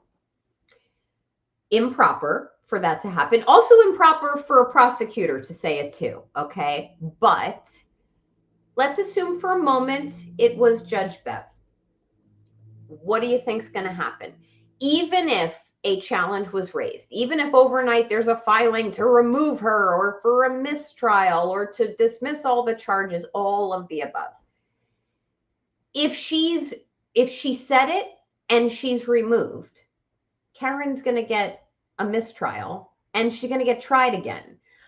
If there's a mistrial and the judge isn't removed, or, you know, there's so many different nuances here, but she's going to get tried again. So we're in it. And I'd like to stay in it if they're not going to voluntarily dismiss these charges. I'd like to, as a lawyer doing criminal defense, for as long as I have, I want to get through it because we're now pot committed. Like, let's get through it. I understand somebody did utter the words. It sounded to me like asshole, but I think we all have to kind of be careful what we wish for, because simply getting Judge Bev removed or getting a mistrial doesn't make the problem go away. So, you know, it made for an interesting amount of tweeting this afternoon, but at this point, the train's on the track. and the A train specifically is on the track, and he is humming down. And I'd like to see it keep going because this is going in beautifully for the Karen Read defense, and they haven't even put on their defense case in chief yet. Today, because we had Hartnett, we had another state police officer. Yeah. I mean, the only thing that really stood up to me was blood in solo cups and how she only tested one cup, which I don't think was good for her. What did you think? What were your takeaways? Did you think it went well for the defense or the prosecution? It felt like just another wasted day where the prosecution didn't prove shit. Yeah, like I'd be lying if I remembered off the top of my head right now what the first two guys were all about. I don't even know their names. I don't know. But, I kind of glossed over them because they bored me. And I think what did they have to really offer, too? Like, there wasn't really much there, was there? No, and I mean, I was straddling I had an appointment, and I was in my car, and then I wasn't taking notes. But I know one of those officers took photographs. I know one of them took photographs of key evidence, but he was only there on like February 1st or the 3rd, one of those 2 days. I'm getting the dates wrong, but the early February date. And then he conceded on dates subsequent that were of import, like the 8th, and then the other February dates where the taillight just kept appearing like magical mushrooms out of thin air. He never came back or was never called to come back. Those are equally important dates for the revelation of key critical evidence that would presumably be indicative of a car accident that killed John O'Keefe, but he didn't come back and photograph. So that was notable to me. I'm like, okay, that the defense kept asking him, you didn't come back? No. You didn't come back to take these pictures? No. One of those two officers, maybe both, but I know one of them conceded, if it matters, that Proctor was the lead investigator. Okay. So, words matter. I think that the defense has hit home on that enough that, the Commonwealth is getting cutesy with the definition of what they're going to call Proctor, whether he's the case agent or the lead investigator. But even like the administrative body that disciplined and terminated him, called him the lead investigator. Those two witnesses this morning, the officers bored me. So if anyone wants to know what they said, you'd have to watch them. But one of the things that kind of stood out with me from one of the officers, like that Zachary one, is that he felt like what a Mass State Police officer should be like on the stand, and it was kind of jarring to see him being straight up. Yeah, compared to Buchanan.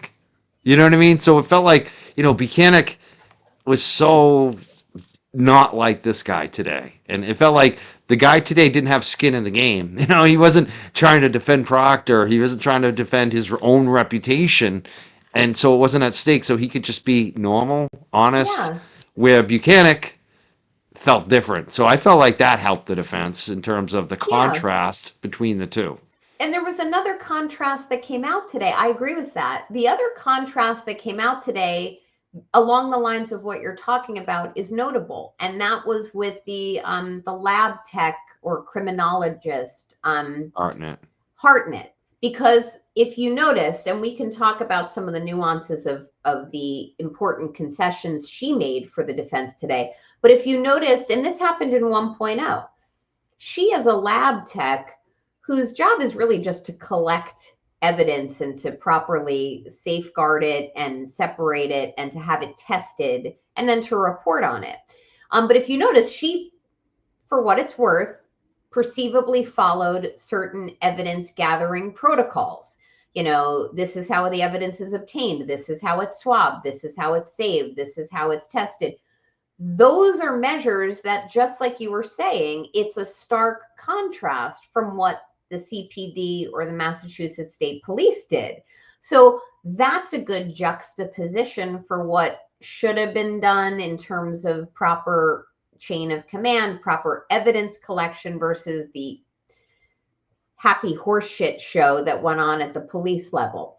But Hartnett, she got some explaining to do in terms, I mean, there were many aha moments when Alessi came for her. So we can never expect bombs from Commonwealth witnesses that are questioned by Brennan. I mean, they're prepped. If I have to see them each and every time they answer a question, they're just looking to the jury. Their head is on a swivel. It's very, very annoying. But when you get through direct examination, you get to cross. And Alessi, I mean, geez, he is steady as stone. And when he starts luring her, and it's like telling a bedtime story. I want Bob Alessi to tell me a bedtime story one day. And I want it to be a really scary one with like a big bad wolf, but he comes in with his gentle little voice and leads you down the path. And then he gets to the aha moments. And he hit a few key points with her. And some of these points were not brought up, if I recall, during 1.0. Now I'm going by memory, but he basically got her to concede, and your chat can correct me if I'm wrong, because I fully admit to people I keep it high level because I have a day job.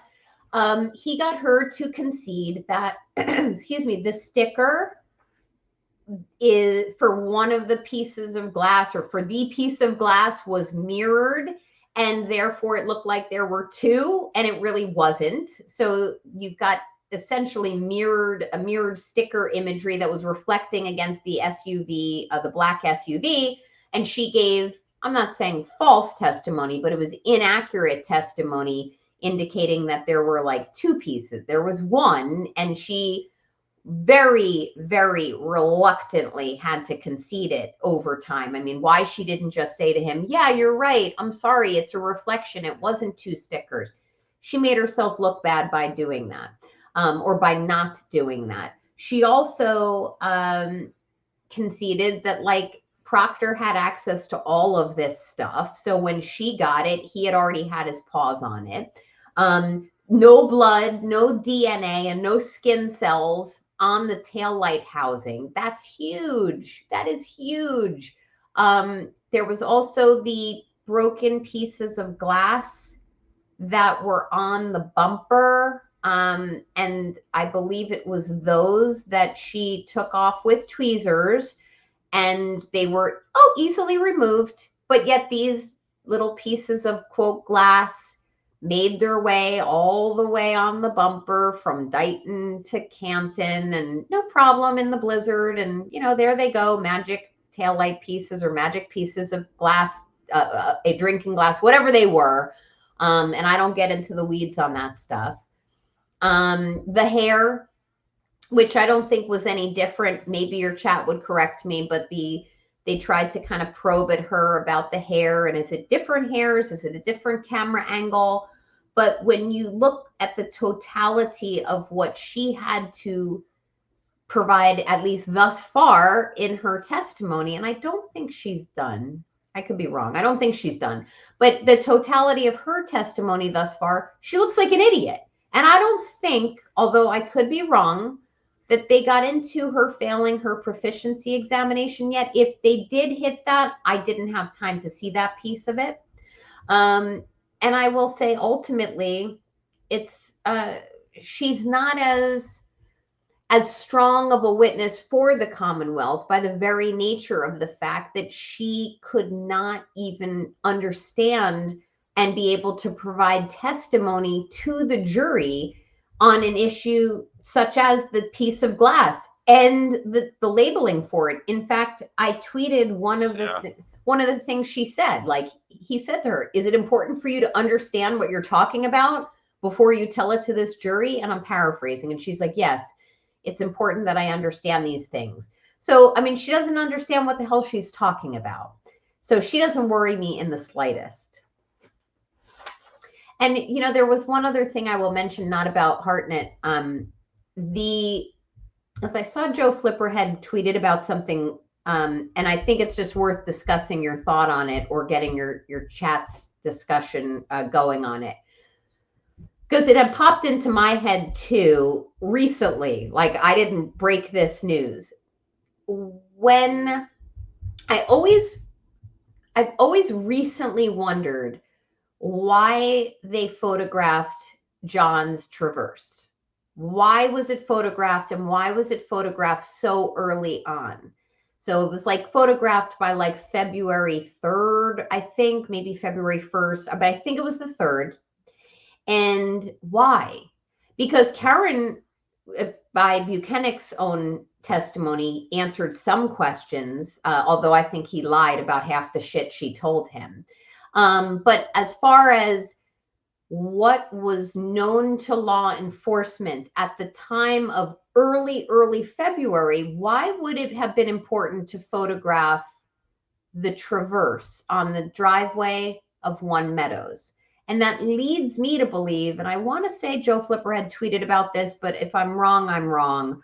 When you think about it, Proctor had to have known and accessed the Ring video to have known that she struck the car, that she struck the Traverse with her Lexus. And therefore, there had to be some involvement of the Traverse in the investigation. I don't know. I feel like I'm still putting together pieces of the puzzle or presuming what was known or not known at the time.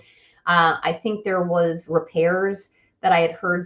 Someone somewhere said there was repairs that were done to the Traverse early on. There was a repairman on the premises early on.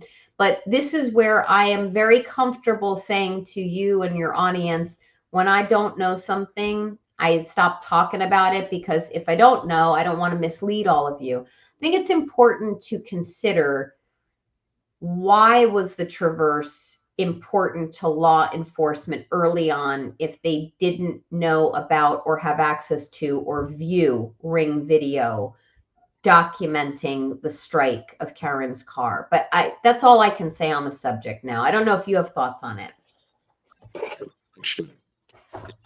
I wouldn't doubt it. I would not doubt that at all. That just makes sense, actually. And I always thought that he viewed it. Yeah. Yeah. Let's ask some other questions about what's upcoming, because we're starting to see, the prosecution bring out these experts. Are they going to bring up? Let's go through the names. Do you think they'll bring? Should they put on Proctor? Will the prosecution bring out Proctor? Yes or no? No. And why shouldn't they? No. Oh, they should. Prosecution should. I mean, I think they should call Proctor, because it's fatal, in my opinion, not to call your lead investigator. It looks horrible. But they're not going to, because they've cut him loose. He's a cancer to them. That will be a fatal blow to them. What about the defense? If, let's say, the prosecution doesn't bring up Proctor, should the defense definitely call him or not? Yeah. Sometimes I think it's better not calling him, because he's the boogeyman they don't see, but I don't know. It seems like having him read those texts was very compelling last time. Yeah. But Buchanan's read some of the text already. What do you think? Should they, if the defense definitely bring him up if the prosecution doesn't? I think they should. One, because they won't get the other texts in, the ones between him and his friends. So the jury has heard about the ones between him and his supervisors, where Buchanan liked things like, I'm going through his retarded client's phone and no nudes yet. They've heard that. What they haven't heard are all the other demoralizing, objectifying texts, the ones about, he's a Boston cop too, and the homeowner's not going to take any shit, and the things about her health conditions and her accent and all that. So those texts don't come in unless Proctor testifies. So that they need to call him, defense, if they want those texts to come in, the additional ones between him and his friends. They will be hindered, because technically they'll only have him on direct examination, so they have to ask him open-ended questions unless he does not answer their open-ended questions, and they get the court to declare him a hostile witness, which would permit them to ask him leading questions and to lead him about here and there. I just don't know how Bev would rule on that. So I think they have to call him. And it goes beyond the text. Like, they need to show that he's a piece of shit, because he is a piece of shit. And honestly, if I were him, I wouldn't feel very supported by my fellow law enforcement. I just wouldn't. So maybe he's got some things to say, maybe that might be helpful to Karen's defense. I doubt it, but no one's like standing behind him haranguing how wonderful he is, besides the occasional little soundbite about how he conducted himself with integrity. But, you know, there's been testimony criticizing what he's done, and maybe he's got a story to tell.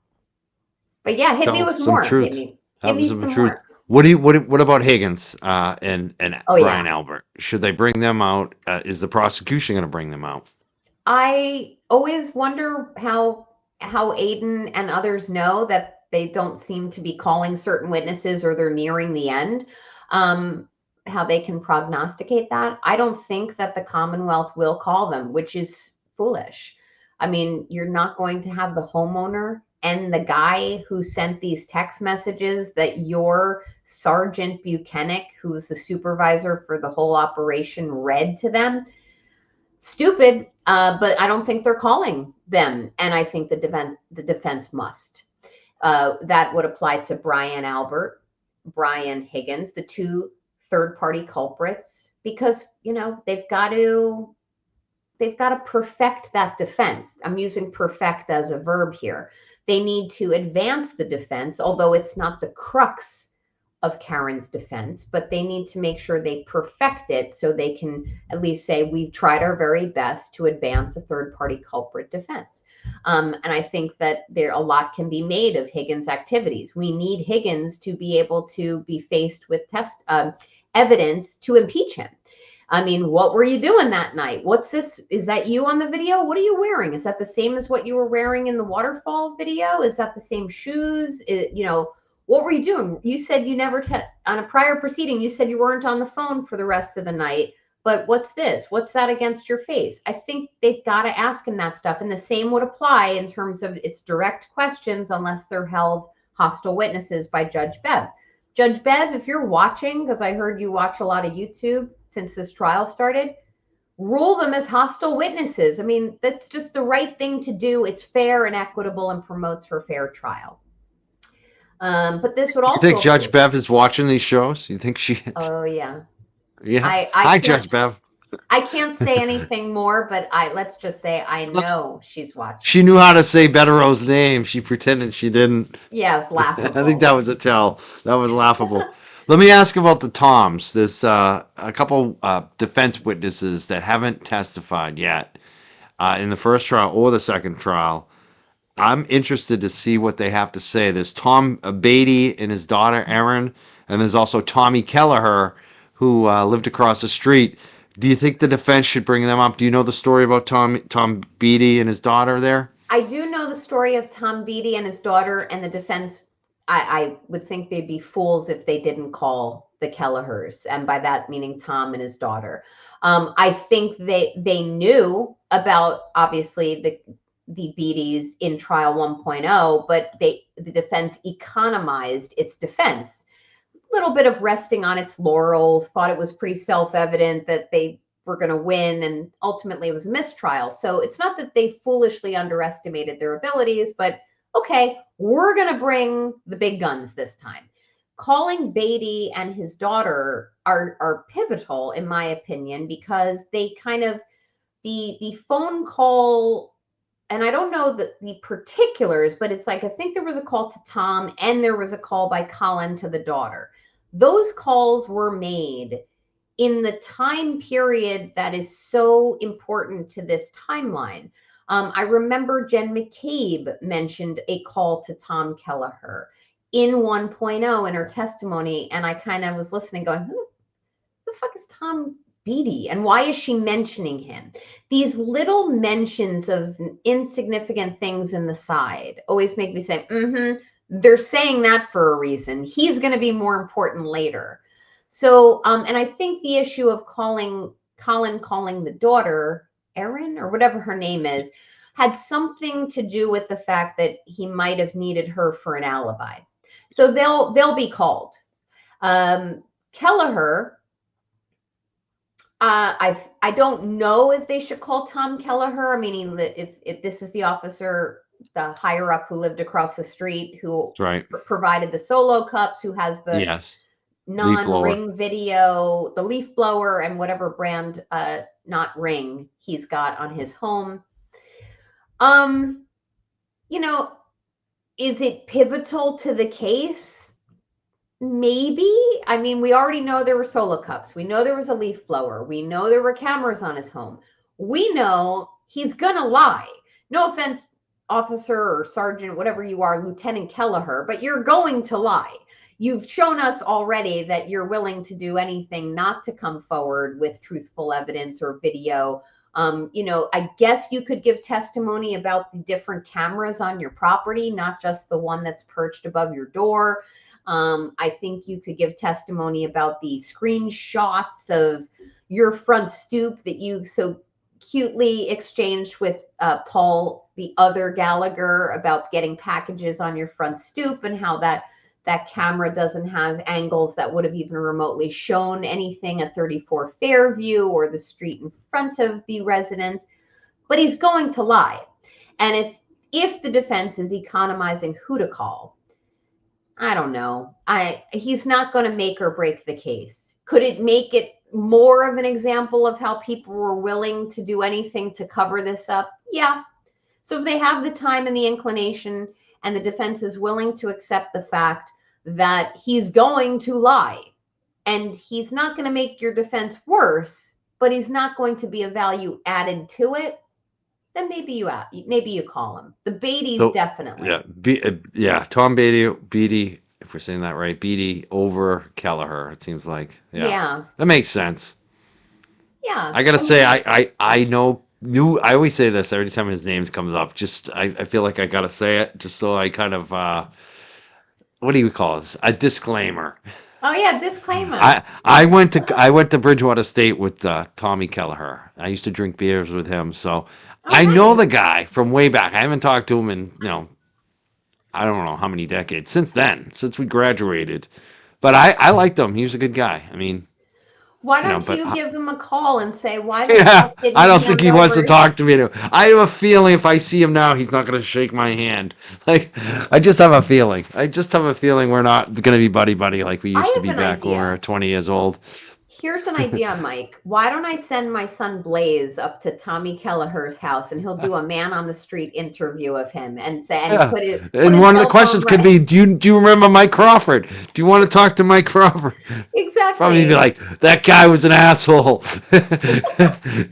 That'd be funny. I feel like we all know Gallagher is hiding something. Unless the defense has the goods on him. For me, I always look like, I don't know. I mean, I don't know. Maybe it could be that the camera wasn't positioned that way, but I would just wonder, like, even if it wasn't positioned that way, maybe it went off and you heard some noise. You know what I mean? Like, yeah, maybe but you also, caught some sound, I don't know. Mike, by the way, Gray Space, I just saw your comment. I so rarely look at the chat, but that was funny. But Mike, there's other cameras on that property, right? That's true. Yeah. There's other cameras. I've heard that. So for what it's worth, we don't want Blaze charged with witness intimidation. Yeah. So we'll duly noted, Gray Space, duly noted. I think there's other. I'm trying to think of other fact witnesses that the defense would call. I don't have the list in front of me, but I mean, there's people like Steve something. What's his name? Steve Nelson? Are you talking about Steve Nelson? Not the witness advocate. Not the witness. The gentleman who. Oh, Scanlon. Yes. He's actually. I think he's on the prosecution witness list and not the defense. I don't think that I don't think the prosecution's going to call him. Yeah. But I think the defense might. Now, obviously, it sounds like this guy is going to lie because he recanted what he previously told Yannetti. But I think they may call him. And if anyone else wants to throw names of fact witnesses, I am looking at the chat right now because there are people who the prosecution has put on their list, won't call. And neighbors at 32. Thanks, Snarkastic Sam. The neighbors at 32 Fairview, because you think they should bring him up? Barrows Yeah, Barrows Absolutely. too. Although I'm not sure if the Commonwealth will call him. They did last time, but the defense should. Absolutely. So Barrows and 32 Fairview, you think they should Yeah. bring out? Yeah, and also Lucky defense should call Lucky Lawferin, which And is what about fair. this one? I'm surprised he didn't Yeah. get called last time. The tow truck Tow truck driver. driver, 100%. Why did he not take pictures? Why? It's a bailment. This is a car being taken into possession, not only for legal purposes, for an investigation, but it's changing hands. Take pictures of the vehicle. Find out. Get to the root cause of what happened there. I know there's other witnesses. I feel badly that I don't know all their names. It was There's a lot list. Yeah, that's a lot to remember. I wouldn't feel too badly. We're getting older too. We're Gen X. We're not We're Gen X. millennials. We got to take our what do we call that brain? Biloba. Yeah, they got that stuff. What's the other ones that everyone's taking? My Ben, girlfriend's got them. oh, not No, Ben she's got Gay. I was gonna say like they're not stem cells. There's something else like that though. I Something forget. like that. Oh, The, I don't know. My brain, like honestly, it's like the actually, proteins or something, yeah, or the other one, the mushrooms. The not the magic mushrooms, the other type of mushrooms, the it's mushroom tea. actually, my brain is actually pretty sharp, Yeah, except during this trial. When I work full time and then stream the trial while I'm too working, much, too so much. bad, It is. so It's bad. hard. But Here's a comment that came in from Sham Wow. It says the weatherman has turned out to be a great witness for the defense. I agree. I mean, that was such a stupid add-on by Brennan. Brennan, I'm sorry. People keep saying, "Oh, he's so shrewd." He's He's a not. fucking I idiot. agree with you now. I Thank agree with you. you. Yeah, I think you're Come spot to the on dark that. side, Mike. He's Come to the dark side. he's over. I don't know. What do you call that? They're giving him too much credit. Oh yeah. Sandy says Sean OTJ, Sean on the Golf, showed a video of Mr. O'Keefe looking at the back of John's car. Do you remember? Yes, I remember that. I don't remember that, but I don't tend to give Sean of the Gulf much a consideration whatsoever. But yes, thank you, Sandy Nana. But I think there was a video of that. There was. Definitely was. Um, We're going to read yeah. this one from Donna. Donna says, "This is not what our forefathers fought and died for. Don't tread on me." I think they're talking Thank about the you. buffer zone, too. I mean, that buffer zone. Get up and stand up, guys. Get up and stand up. And I'm not necessarily talking about getting there. Oh my God, I just saw You, someone's handle. I'm not talking about just getting there in person. You can tell 5 people at work. You can write about it. You can get on social media. You can just show up. Just keep showing up. And I know it's become a little bit of a punchline in the Free Karen Reed community that I say it, and people have been some people who will remain unnamed have been using that a little bit to take shots at me. And I'm telling you, it's not going to, I let that bother me for a couple of weeks and it's not bothering me anymore. I didn't coin the phrase, but it really does have important significance to me. And I'm just not going to stop showing up, and I'm not going to stop telling people to keep showing up. I appreciate you coming on the show. Meatball Morrissey Sketty Steen says, I met this person I heard. in person, and they were like, "I'm the Sketty." That was hilarious. I was like, "I know you." The pictures of John's car was taken February 3rd. All of the snow was melted. I couldn't stop laughing. It's like the Commonwealth just keeps proving Karen's innocent even more. Sorry if this is a repeat. I'm late. I think that's so funny, and I have to. I very much agree, Sketty Stain, and I want to say, Mike, you've got some fabulous dance moves, buddy. Like seriously, I saw the You video. like that? Next time I'm up, I might have to take you out You're gonna dancing. dance? Yeah, you got it's like little You know, robot. I wasn't really in the mood for dancing that night, but then they played the song. You know what song got me up? No. Wait, What's Jen McCabe's favorite song? it's Raining Men? Had to dance. If it's raining men and it's all women on the dance floor, I had to go out. I had to show. I had to do it. Wow. I had to All do right, it. but I did it for Jennifer McCabe. I'm gonna take you out next time. I mean, I can't say next time I'm up because that's pretty soon. But one time I come up, I'm um, going I, dancing. yeah, I'm gonna. I want to see the dance moves in person. I do. They're a sight to see. Someone said, one of the comments was like, he doesn't even drink.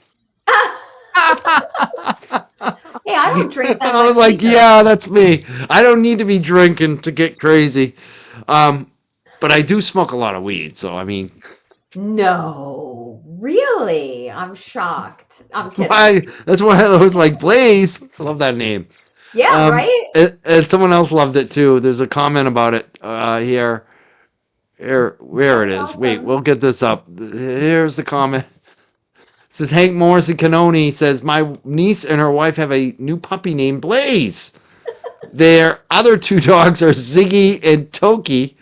I love Draw it. your own conclusions, Mike. Great show. Thank you both. Sounds like I might want to spend some time with them. Some of the dogs and I the whole think you family. might. I'd be very comfortable there. Dogs and my other favorite thing. Yeah, I have a Blaze and my daughter is Fiona. Yeah. Oh, Fiona? Oh, Fiona. Fiona. Fiona like Fiona Apple. Yeah, but Oh, her last name is not Gallagher. I think the famous, what's that show? Shameless. One of the lead yes. characters was Fiona Gallagher, and everyone, I think so. And a lot of people ask me, "Oh, did you name her after the Shameless show?" And I say, "No, she's got my married last name." So, yeah, I have a Fiona and I have a Blaze, and they are Oh, the lights of my life. And they're oh, big Karen Reed supporters. and they're cute. I Thank saw you. Blaze. Blaze is a cute. He's very cute. Thank you so much. Needs a He's a big fucking star. haircut. He needs a haircut, He but needs a haircut. Get a haircut. Does he want to get a haircut or does he like it no, long? no, No, he no. wants it long. He wants it long, and you know what? He's You're a gonna. cool mom to let him have long hair. My mom back in the day would have been like, grab me by the back of the hair and bring me in and say to the barber, over the ear, over the ear. Like Over. she wouldn't even let us have it's got to be over the ear.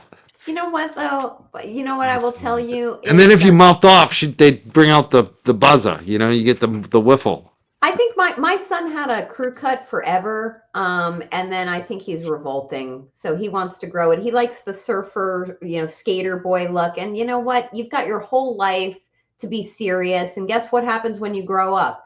You got a likelihood of getting sham prosecuted by your government. So grow your fucking hair long all you want. And by the way, I see this comment. Hi, Mimi. I love you. And that's very funny. This just made me laugh. Um, Yes. Thank you, Mimi. you're the The thing best. is about the long hair for a child, it's not permanent. You know what I mean? They can cut it Yeah. off anytime they want. Yeah, I agree. And I mean, like, wouldn't all of the what do you call them? The cone head officers up there in Norfolk Oh, I'd County, love to have that they hair. they be hating on my son's hair, but Well, that's because whatever. they want it. They want to have the hair. I'll sell it Most to of those them. dudes are shaving their head because they're losing their hair. You know what I mean? I'm So willing to shave his head and donate his hair to Locks of Love for Norfolk County if it means that they'll dismiss all of the charges against Karen Reed. But I don't think that's going to happen anytime soon. that's perfect. We'd love to see it. That would be Um, phenomenal. Mark Cunningham says, "Great show, guys. Keep showing up, Nan. Free Karen Reed, free the Turtle Boy. Love that you both go at it with trolls. It's jealousy at its finest. Let's effing go." Thank you, Mark. Thank you so much. Yeah, we go at it, Mike. I love it. Yeah. You know what I love too is anytime I love when Kevin pops up on my Twitter and tries to ding on me because it's all the other people who comment, and the first thing they usually post is like I don't know how many we have now. I think it's like 46. They'll post our 47,000 subs next to his like 7. Like Well, you know what because he that's what does? it is. He gets so jealous. He's so upset that he could have had 50,000 subs and he's only got his little peensy little number and he's very upset by what he gave up. But I don't think he would have made it. Like, honestly, I don't think he would have gotten to 47,000 subs if he had been pro Karen Reed because there's so much competition and he's lazy. He is lazy. He doesn't work full time like I do, and I put up twice as many shows as he does, and I work to get the guests. Like I think that he's lazy. I don't think that I think he overestimates what he would have done if he had stayed free currently, he'd probably be a little more popular. But still, with all the competition, I don't think he would make it. I think he actually did the right thing for his little, hincy career, is to be the only one really on that other side that has any type of pull on YouTube. You know what I mean? Like, they have nobody, so he's the guy. That's why he goes on court TV. There's nobody else that's credible. Yeah, I So agree. And he tries to, I don't block him intentionally. I do not block him. And he will respond to my tweets, just hoping to kind of siphon off yeah, followers. And, I yeah. don't care about But any it of that doesn't stuff. work. It doesn't work though. To me, it's just about, I don't block him because I hopefully want to educate him. He's in need of an education, and there's a lot more out there than knowing how to make the perfect Bloody Mary. So one day maybe he'll switch to the right side of this, and I he don't think keeps so. saying, "Oh, next week you'll see. Next week you'll Yeah, see." next Well, week. What about the okay, chip off? Remember he's talking about the chip off? yeah, That was what was going to do Karen in. yeah, the chip off. We'll just see about Has that. Hank talked about the chip off once? Did he ever Nope. bring it up in the opening statements? Nope. And honestly, we'll see what it shows, but it doesn't even matter. It could be like the most damning evidence in the world off of this chip off, which it's not. But everything else still amounts to reasonable doubt. So I'm not worried. I try to tell people, when you see me worried, if it matters to you and you have an interest in what I say, if you see me worried, then you should worry. But none of this Exactly. stuff bothers me. Me neither. Yeah.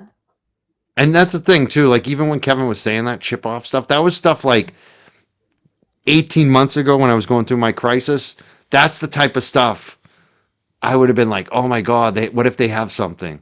Because that's how did that crew was effing with my head, like that they had stuff that we didn't know about. But when came time to put up or shut up, they were full of Yeah. it. And I realized that pretty quickly. And that's the way they've been the whole time. Like, ever since then, every time Kevin puts up that shit, I know he's full of shit because they're always full of shit. Like, Always. so it's funny. Like, I knew this chip off was going to be a joke, and it's so funny to watch him push that for like months and months and months about this big chip off, and now he doesn't talk about it. So that's why we should all on Twitter, anytime Kevin responds, I would always respond with, especially on my tweets, about how I'm more popular than he is, which drives him crazy, and the chip off. I love it. Just hit him all with the chip off. I tell him to go cry to KP because that's what he likes to do. But He does. That's yeah, exactly what he did to you too. He was like, "KP, can you help me? Can you debate Lawferio, Nan? Because I'm afraid that this woman's gonna embarrass me." Like, he made it about the fact that you're a woman, which shows how weak he is. It's so yeah. funny. I just have fun with it, and honestly, like I don't really need to debate anybody. No, you don't. It's so self-evident, If and I were him, I'd be afraid though. I definitely would be afraid of you. I would not. I wouldn't. Like, I feel pretty confident in most things. I wouldn't want to do I debate you. intimidate Even you? even even if it was something that I was pretty sure on, I still wouldn't want to debate you. And him, I'd be very afraid if I was him, because he doesn't have the facts on his side, and to debate you, good luck. I love debate. Anyone wants to debate me, I would love it. But no need to be intimidated. I do it with a smile. It's very intimidating. Lena on me. Yes, yes. Have you guys talked about when Jen M said the car repairman was present in a John O'Keefe's? You did mention that, kind of. Yeah, I mean, I don't know much about it, I don't either. Lena on me. But I have heard through whatever channels that there was a car repair person at the property for John O'Keefe. I presume that the family gave him access to the vehicle. I don't know what was repaired. I don't know how it was permitted to be repaired. I'm assuming that Paul or his father gave permission. We have something in my jurisdictions called spoliation of evidence, which means that you can't alter, destroy, modify critical evidence in a matter. It kind of dovetails with what's going on up there involving like the loss of metadata. When there's a change, when there's phones that are thrown out or discarded, when there's destroyed SIM cards, where there is no metadata in particular videos or no way to even extrapolate how certain data was derived or how it was derived. Spoliation of evidence charges kick in terms of what should go to a jury and how a jury should be instructed. And, it sure sounds like some changes might have been made or repairs made to that vehicle to show that there may have been no impact. I don't know. It's speculation. And thank you, Nancy S. You keep showing up too. I love it. Someone's got a question about Blaze. They want to know if Blaze is familiar with Turtle Boy. Do you let him watch Turtle Boy? Is that too much? They will watch the Bang Bang song, but that's as far as I let them go. But my kids are young enough, so their bedtime starts soon thereafter. That's They true. love Nine's late. him, and They do. they look. Yeah, and in the morning when mommy's getting ready and like putting my makeup on, and often that is when I more often than not watch Turtle Boy because I'm catching up on in the morning times with him. And my kids will walk by and they'll hear like an F-bomb and they just roll their eyes. I will tell you though, I'd be honored if my son was the next Turtle Boy. I want him to grow up to not be afraid to do good deeds, to do good reporting, to have receipts for everything. For every claim that I make, for everything that I say, I have proof.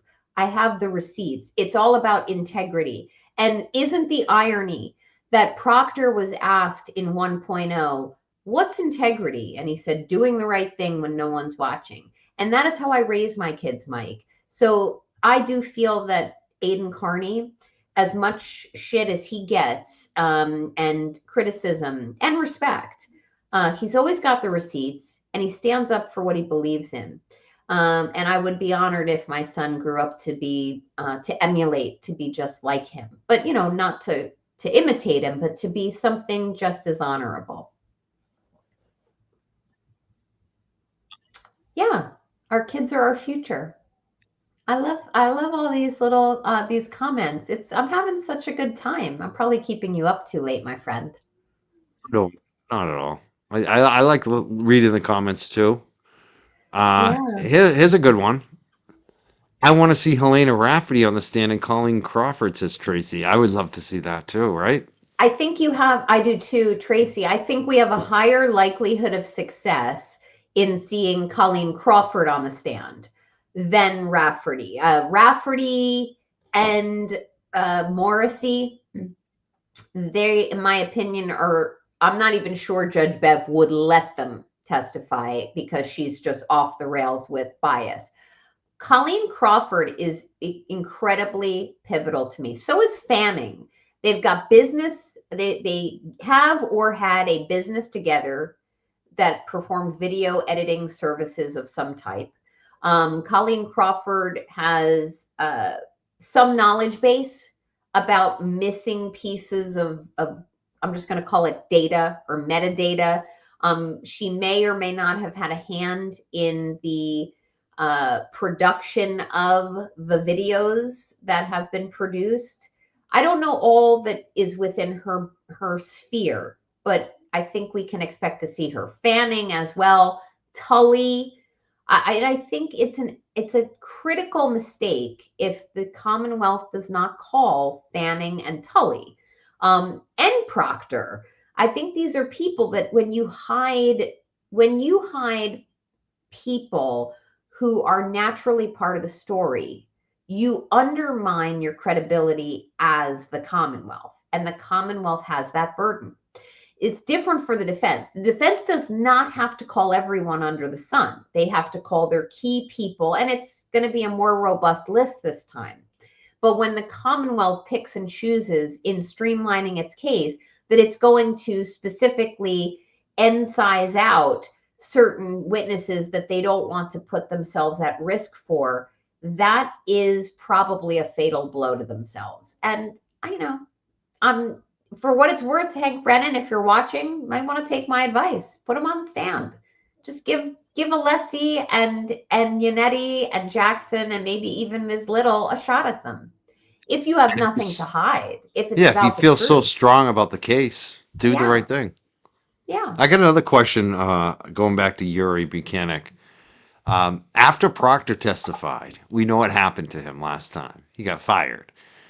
He, yeah. went under investigation, had hearings, and then ultimately got terminated. Yuri Buchanan lost some vacation days, he admitted. Do you expect or do you think anything should happen to Yuri Buchanan after his testimony in terms of disciplinary from the Yes. Mass State Police? Yes, I think that there needs to be, and there very well will likely be, further discipline that is imposed upon Buchanan after his testimony that was given over the course of 2.5 or 3 days, specifically on cross examination in this matter 2.0. Some of the concessions that Buchanan made, which were favorable for the defense, show an alarming lack of judgment, a lack of oversight, poor supervisory skills, a failure to understand basic tenets of crime scene investigation, witness interrogation. I also think equally as important for everyone to understand is the fact that I still think the federal investigation hasn't gone away. I think it's ongoing. So I always want to remind people of that. Since day one, when the rumor was it was back in like early March when they said, oh, there's no more federal investigation. Bullshit. It's still going on. But in addition to the feds watching and seeing all of the missteps of Buchanan, from a police standpoint, whether it's internal affairs or whether it's some other higher level disciplinary review board, they need to look at him. And I think that's going to happen. And he should be very concerned. I thought of that the defense might want to call. I wonder what you think. Trooper Paul.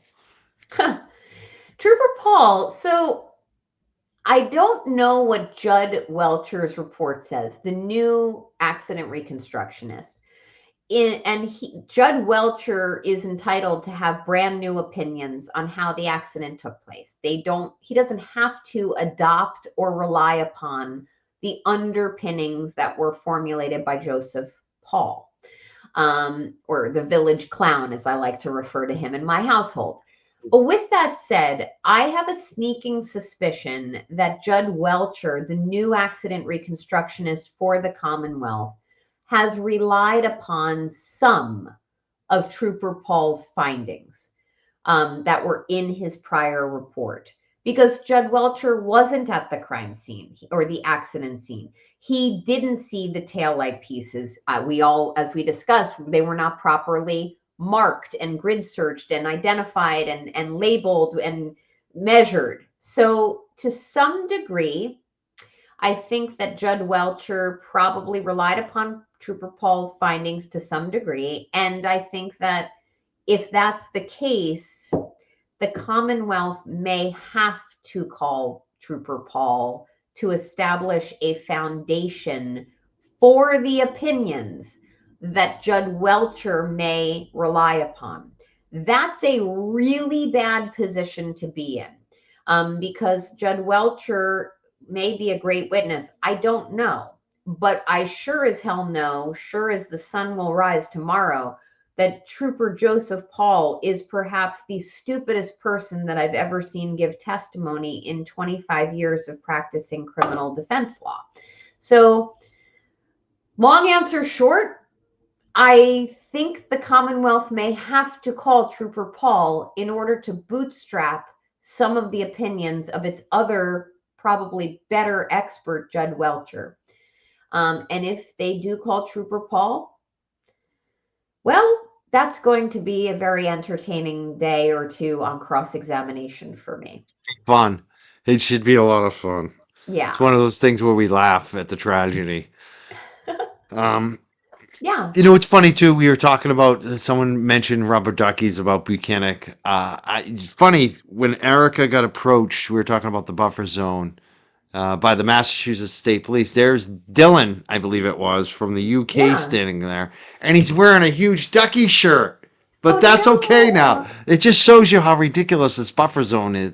It's so subjective. One person's ducky is a criminal offense. They went and charged the Duck King, but it ended up getting all dismissed. But now Dylan's sitting there wearing a duck shirt in front of the Mass State Police, and they don't say anything to him. They focus on Erica's sweatshirt, which again, this whole buffer zone is just It's it's so crazy. It's ridiculous. it's called selective prosecution, by the way. Right.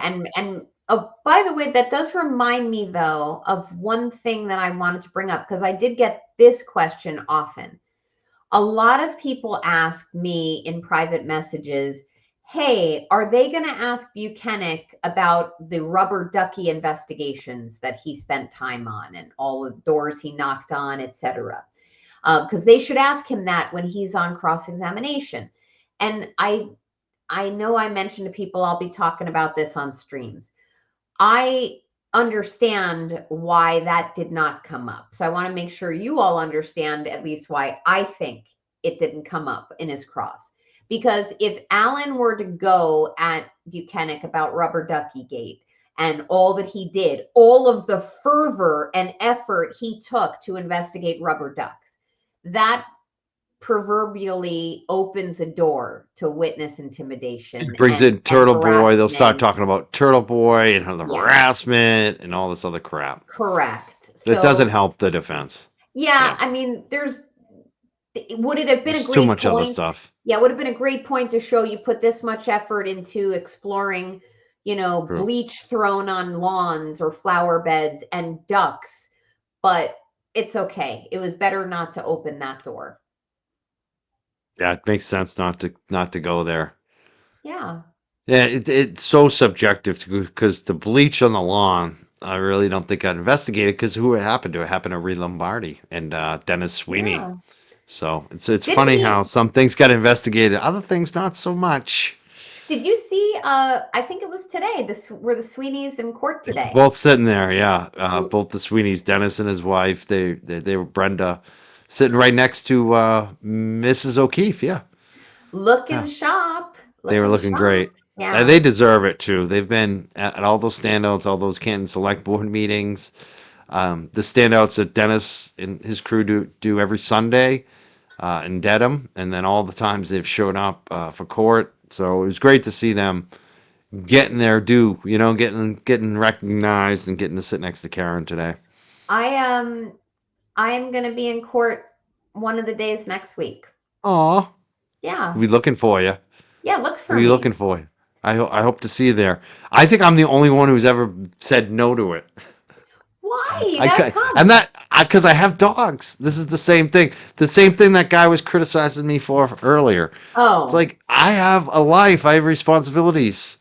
Yeah, no, I totally get that. And they get it. I mean, that's the funniest thing too. Like, I know that Karen and her family and her team totally understands that. It's just these random randos that think they can tell me what to do with all my time all the time. And the other thing too is if I go to court, I can't stream. Well, So I agree with because a lot of people are watching that stream. A lot of people like being in our chat. So I know it's only like 1,000 during the day watching us, but still, it's so there's a lot of reasons why it's difficult, and especially for me where I'm at, it's a long.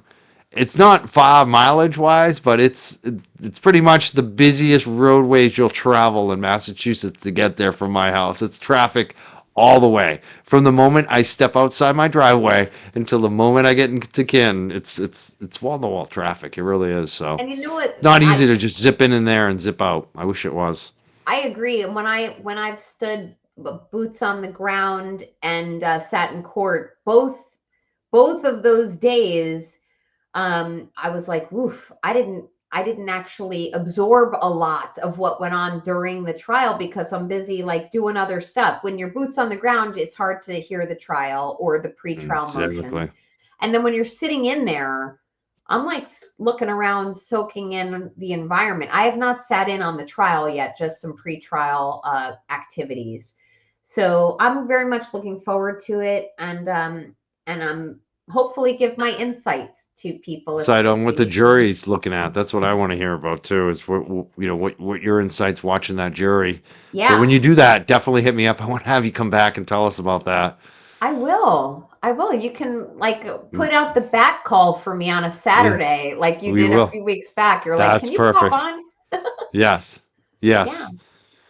And Yeah. it's the thing about it too, like I just hats off to anyone who can take off time and show up during Yeah. the day, during a weekday, because a lot of people can't do that. So It's every hard. person that does it is representing like 10 of us that couldn't do it. You know what I mean?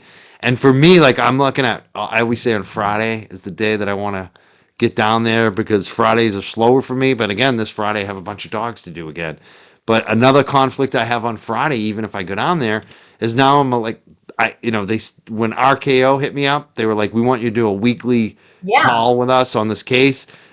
I picked my slowest day of the week, which is Friday. So I'm like, how the hell am I going to do a radio call with RKO while I'm down there? So it By the gets way, complicated. It gets complicated. congrats on that. That's wonderful for you. I'm very, very excited that you're going to be doing that spot. Well, That's it's been fun. wonderful. Yeah. It's pretty wild to go on a network that you've been listening to forever. So it's yeah, it's Yeah. good. I'm glad that they have me on there, and they have Betterow on every week too. So it's Yes. like we're getting a lot of good information out through RKO. Definitely, they have a lot of listeners through Howie Carr. So Howie Carr's been phenomenal.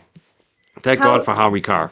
he's a strong voice. Betterow's a strong voice. You're a strong voice. You've got a voice like butter, as my daughter says. We love listening to you. That But old radio style. Yeah. oh, well, You thank you. really, really, I admire all that you do, Mike, and I love our chats. Oh, well, thank you so much for being here. Do you have any final thoughts or anything else you want to share before you leave tonight? Well, no, not really, other than I'm happy to answer any questions that your audience feels I didn't address tonight. You can always reach out to me on X, or you can, I have like a Facebook page. Just try to find the page, not my personal one, because I try to keep the two things separate. Yeah, you have And a then Nan Gallagher Law, I noticed recently. You have a law Facebook, Nan Gallagher Law it's like on Facebook. Lawferio or Yes. there's some link. Well, whatever. You guys, it's in my Twitter it's in my Twitter profile is the Facebook page. But I only tell you guys that so you have a means to ask questions. And I would simply let you all know I hope to see many of you soon. And it's always a pleasure being here. If anybody feels like you have moments of this is so frustrating or doubt or what's going on with this trial or it's too much for me, I need it to end. I always try to just remind people it's a marathon, not a sprint. And sometimes you need to take a break from it. I had to take a break due to a passing of a family member a week or two ago. And I will tell you, it was probably one of the best things I ever did. So just take care of you. Karen takes care of her, and the attorneys take care of themselves, even content creators. It's okay to step away if you feel you need it. But I right now I'm in it and I'm in it to win it. So if you guys ever need me, you know where to find me. So much, Attorney Nan Gallagher, Lawferio. More than 2.5 hours tonight. You're phenomenal. Thank you so much My for pleasure, spending the Mike. time with us. And by the way, you never know when the dono fairy is going to hit. So keep showing up. I love it. Thank you so Bye, much. You're the guys.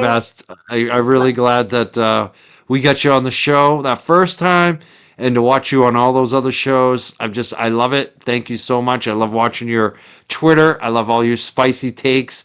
I'm one of those people I'm always resharing. I'm like, what's Dan saying now? And when she's busting Kevin's balls, I'm loving it. I just It's thank you so much for everything you're doing, Thank you, Nan Mike. Gallagher. It all started with you. Good night, Aw, guys. Keep showing have a up. great night. Take care. Bye. That's Nan Gallagher, attorney Nan Gallagher.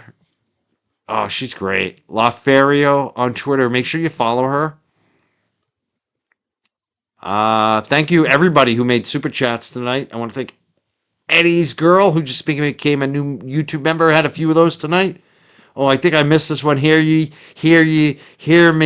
Sent 9.99. Says, what are the next steps with the buffer zone? How long does Bev have to implement? What if adjustments aren't sufficient? Well, I think you know a lot more about it than you're giving yourself credit for. I mean, the next steps is Bev has to change the implementation. It has to be changed. And she has to adjust it. It has to be much more narrow. And if the adjustments aren't sufficient, the court's going to tell her that. The court's going to say, hey, that's not enough. So, there's a judge that's going to tell her if it's not enough. So I'm surprised that hasn't already been done, honestly. I would expect that to happen by tomorrow. Like, you know what I mean? Like, this should have actually already been done. I think the court gave her like a day or two. I'm not sure what the timeline is, but I would expect it to happen pretty damn soon. And if it doesn't, the judge is going to say something. And Randazza is going to be on it. Randazza, congrats to him. His whole law firm, they were all behind this, putting work in. So congratulations to Randazza. They're going to make sure it happens too. Like if it's not getting done, Randazza is going to be back down there in the court. You know it.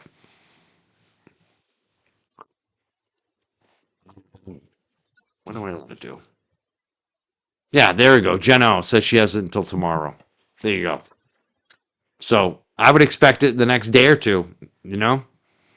Probably have one more day of this BS down there, and then they'll change it after tomorrow.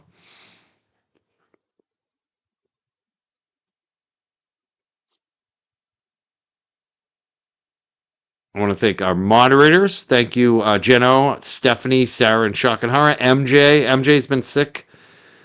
Best wishes for MJ to get better.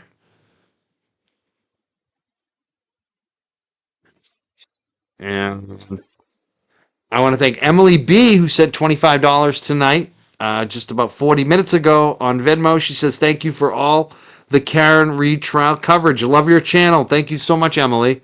I really appreciate that.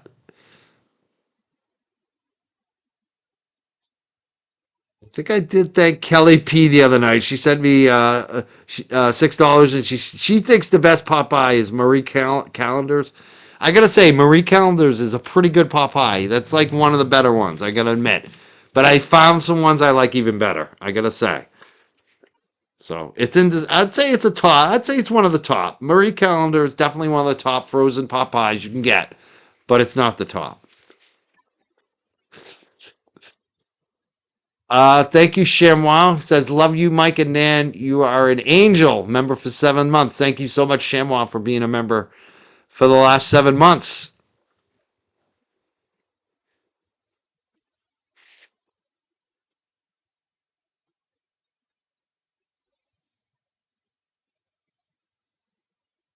And I want to thank Barry Lewis. Wow. Barry Lewis just made a huge contribution on the Cash App. He sent $129. Thank you so much, Barry. Barry Lewis is on Twitter. You can follow him there as well. He said, great to see Mike and Nan on the Young Jurks. Thank you so much, Barry. That is very generous of you. $129. Wow. Thank you so much, man.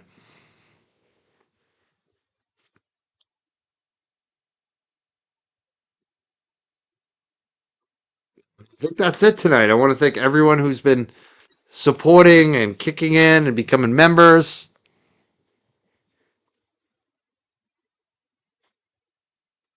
Oh, I said another comment on tonight about Kevin. They were like, Mike, you got to stop talking about Kevin. You let him get to you.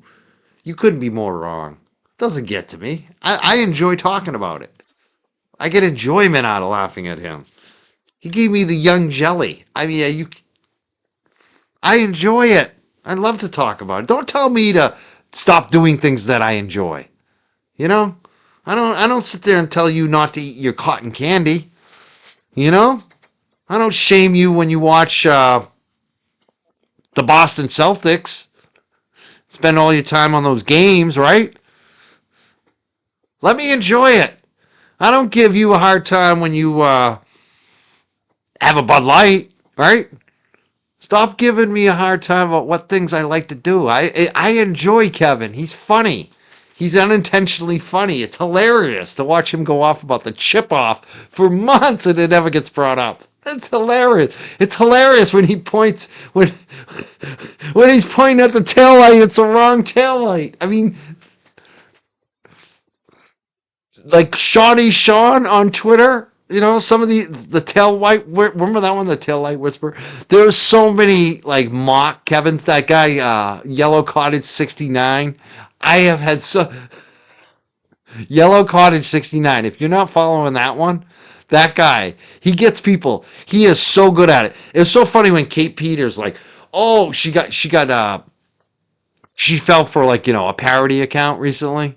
She's like, oh, it's so hard to keep up with these Karen Reed creepies because the parody, you can't tell when it's a Karen Reed supporter and a parody, which is she's such a liar and twisting facts because the one that everyone always falls for is the one that is Kevin. It's the Yellow Cottage 69 because it is so on the mark. He says outrageous shit and you read it and you think it's Kevin and it's not.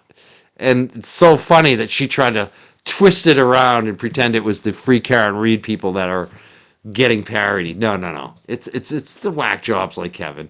Kevin 69. Yellow Cottage 69. Best account around. I enjoy it. I laugh at that stuff. And some of the videos that they created of Kevin. Remember the ones when he was like creeping on all the ladies? He kept talking about suburban soccer mom and how the perfume smells, and he even creeps on some of his female guests on the show.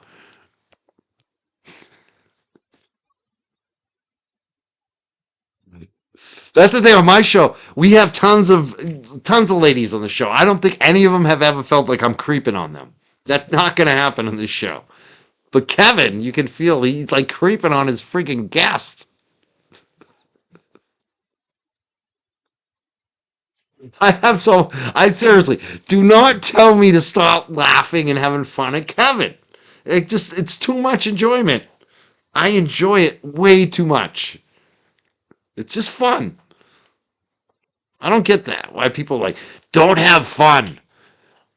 Don't do something that you enjoy. I love going after Kevin. It's like the best thing ever.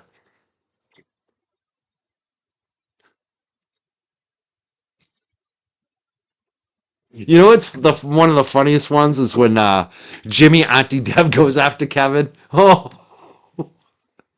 I don't think I think that's the one person that Kevin is afraid of. I think he is totally afraid of Auntie Deb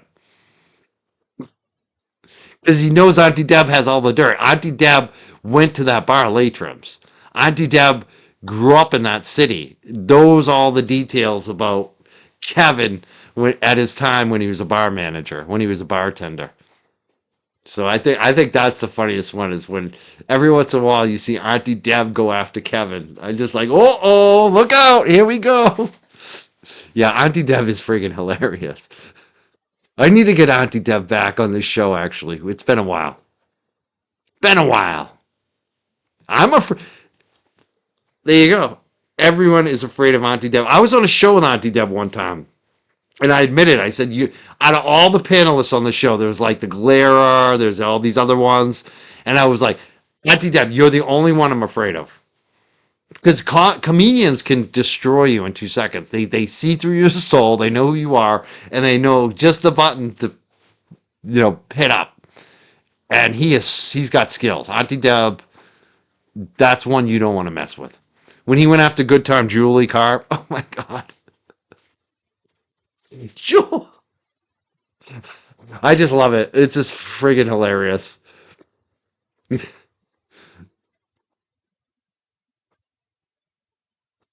Yeah, I do. I love Auntie Deb. We need some more Auntie Deb time.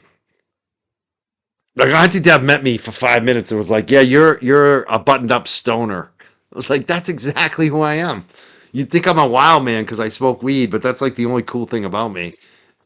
Everything else is like, yeah, I'm buttoned up jock stoner. Like, put your shirt on. As much as I try to rebel against my mom growing up, I don't have any tattoos, no piercings, no earrings. If you came home with my brother one time from college came home with an earring, he had to take it off, or he wouldn't be allowed home for Christmas. You know what I mean? As much as we try to rebel against that stuff, you end up becoming your parents.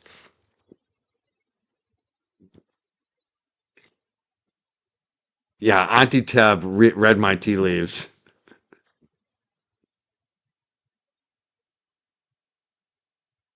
Oh, someone said you would be a great guest for a show. I've already been a guest on his show.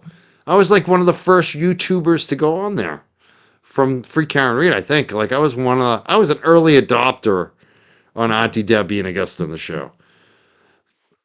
I think he got me in trouble with one of my high school girlfriends. He got me talking shit. My ex-girlfriend from you know what I mean? I'm sorry. I didn't mean to say that. Didn't mean to say it. He gets you talking. Yeah. But yeah, that's one of the things I love about Kevin. He gave me Young Jelly, and now we've named the baby Little Jelly or Baby Jelly. I mean, Kevin is a gift who keeps on giving. I never would have had a nickname, Young Jelly. It's like the coolest nickname ever. Oh, Young Jelly. Oh, thank you, Vanessa. Vanessa says I'm her favorite YouTuber covering this case. That's amazing because there are a lot of good YouTubers covering this. I can't say I have a favorite because there are a lot of good ones. I like a lot of them. There are some I don't like, but I don't talk about them. Except for Kevin. Yikes, baby jelly? What's wrong with baby jelly? Baby jelly is the cutest little baby ever. If you saw baby jelly, you would know. It's Levin of the Addict. I gotta go. We're talking too much about Kevin. I did get it out tonight. We had some good fun at Kevin tonight. All right, I'm gonna head out. Tomorrow night, I got a new show tomorrow night. We're gonna have Bianca MMM, Bianca 3Ms. You know Bianca 3M. She's on YouTube. She's been on the show before. She's great at reading body language. She done a lot of breakdowns of the different testimony of the witnesses. I've watched a lot of her shows in the past and more recently. I really enjoy her breakdown. She's coming on tomorrow night. We're going to be talking all about witness testimony, body language with Bianca MMM. Check her out. She's on Twitter as well. She's on YouTube. She's going to be here tomorrow night at 6:30. Going to break down a lot of the video testimony. Be live broadcast tomorrow morning as well at 9 a.m. Yeah, Little Jelly could be my rapper name. It also, like someone else just said, could be my mafia name. Yeah, my mafia name would be Young Jelly, aka Young Jelly. If I ever get arrested again, I gotta say I did get arrested a couple times when I was younger for alcohol and cannabis. Nothing major. That was it. If I ever did get arrested, though, they'd probably say Mike Crawford, aka Young Jelly. They probably say aka Young Jurks now too, right? Everyone calls me the Young Jurks everywhere. I love having you gotta when you have aliases, it's kind of cool.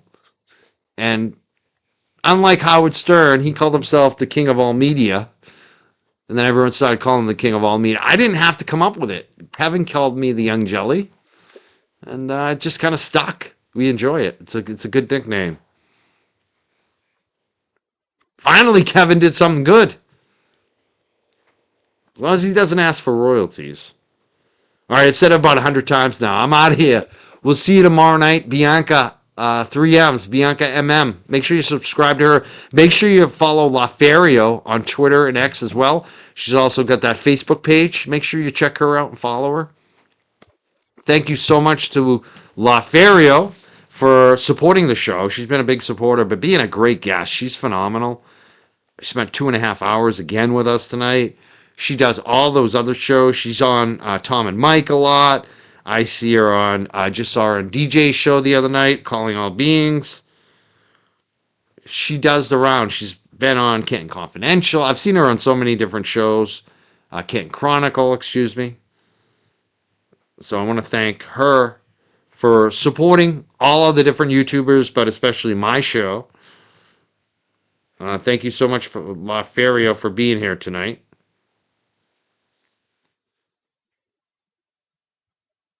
I'm not sure. Did I read this one from Emily B? I think Emily B just gave me $25. Is that new? Oh, maybe that was a while ago. I think I might have read it. Emily B said, "Thank you for all the Karen retrial coverage. Love your channel. I did read that one. Okay, I want to make sure. All right, we're good to go. We got all the Venmos, got all the Cash Apps, and we got all the Super Chats up. Adios, yes. And I didn't even ask, how did the Celtics go? I'll have to watch. I am sad. Like, a lot of you know that I'm not like the biggest pro sports fan. I used to watch that stuff a lot when I was younger. I just don't have time for it. I really don't have that much interest in the pro sports, watching it as much. But I saw what happened, man. That sucks. I felt so bad for the Celtics, star player, Jason Tatum. What happened to him, That's like a devastating injury. He's going to be out for over a year. Painful, but devastating. I always feel bad for athletes when they get hurt like that. The injuries, I've had them. That's why I stopped wrestling, And so many knee surgeries. It just, every year I had another knee surgery. So the Celtics are leading without Tatum. See, this is the funny thing, too. You'd think that they wouldn't have a shot now that their star player's gone, but sometimes when that happens, a team will rally somehow, some way, and they'll do it for him. So maybe they're going to do it for Tatum. Maybe they're going to come back in this series. I'm going to watch. It'll be interesting. Definitely check it out. I'm a bandwagon. I'll watch the game 6, game 7 when it's on the high stakes and it's very tense. I'll check some of that out. But I definitely was sad for Jason Tatum to see him go down like that, and knowing he's going to be out a full year. He already had the surgery, but it's a year recovery. So no more sports talk. We'll see you tomorrow morning in court, 9 a.m. We'll see you tomorrow, and tomorrow night, 6:30 with Bianca MM. And hopefully the Celtics win tonight. Let's root for the Celtics. I'm with them, especially with what happened to Tatum the other night. Devastating fourth period injury. Achilles, that's like the worst injury you can have. So I'm praying for Jason Tatum. He's in his prime. I'd love to see the guy back. He's a great guy. I like him a lot. So hopefully he comes back in a year and is phenomenal, as good as he was. I'll see everyone else tomorrow morning, tomorrow night. Please like and subscribe if you haven't, and we'll see you tomorrow. Have a great night, everyone. Thank you so much, ladies and gentlemen.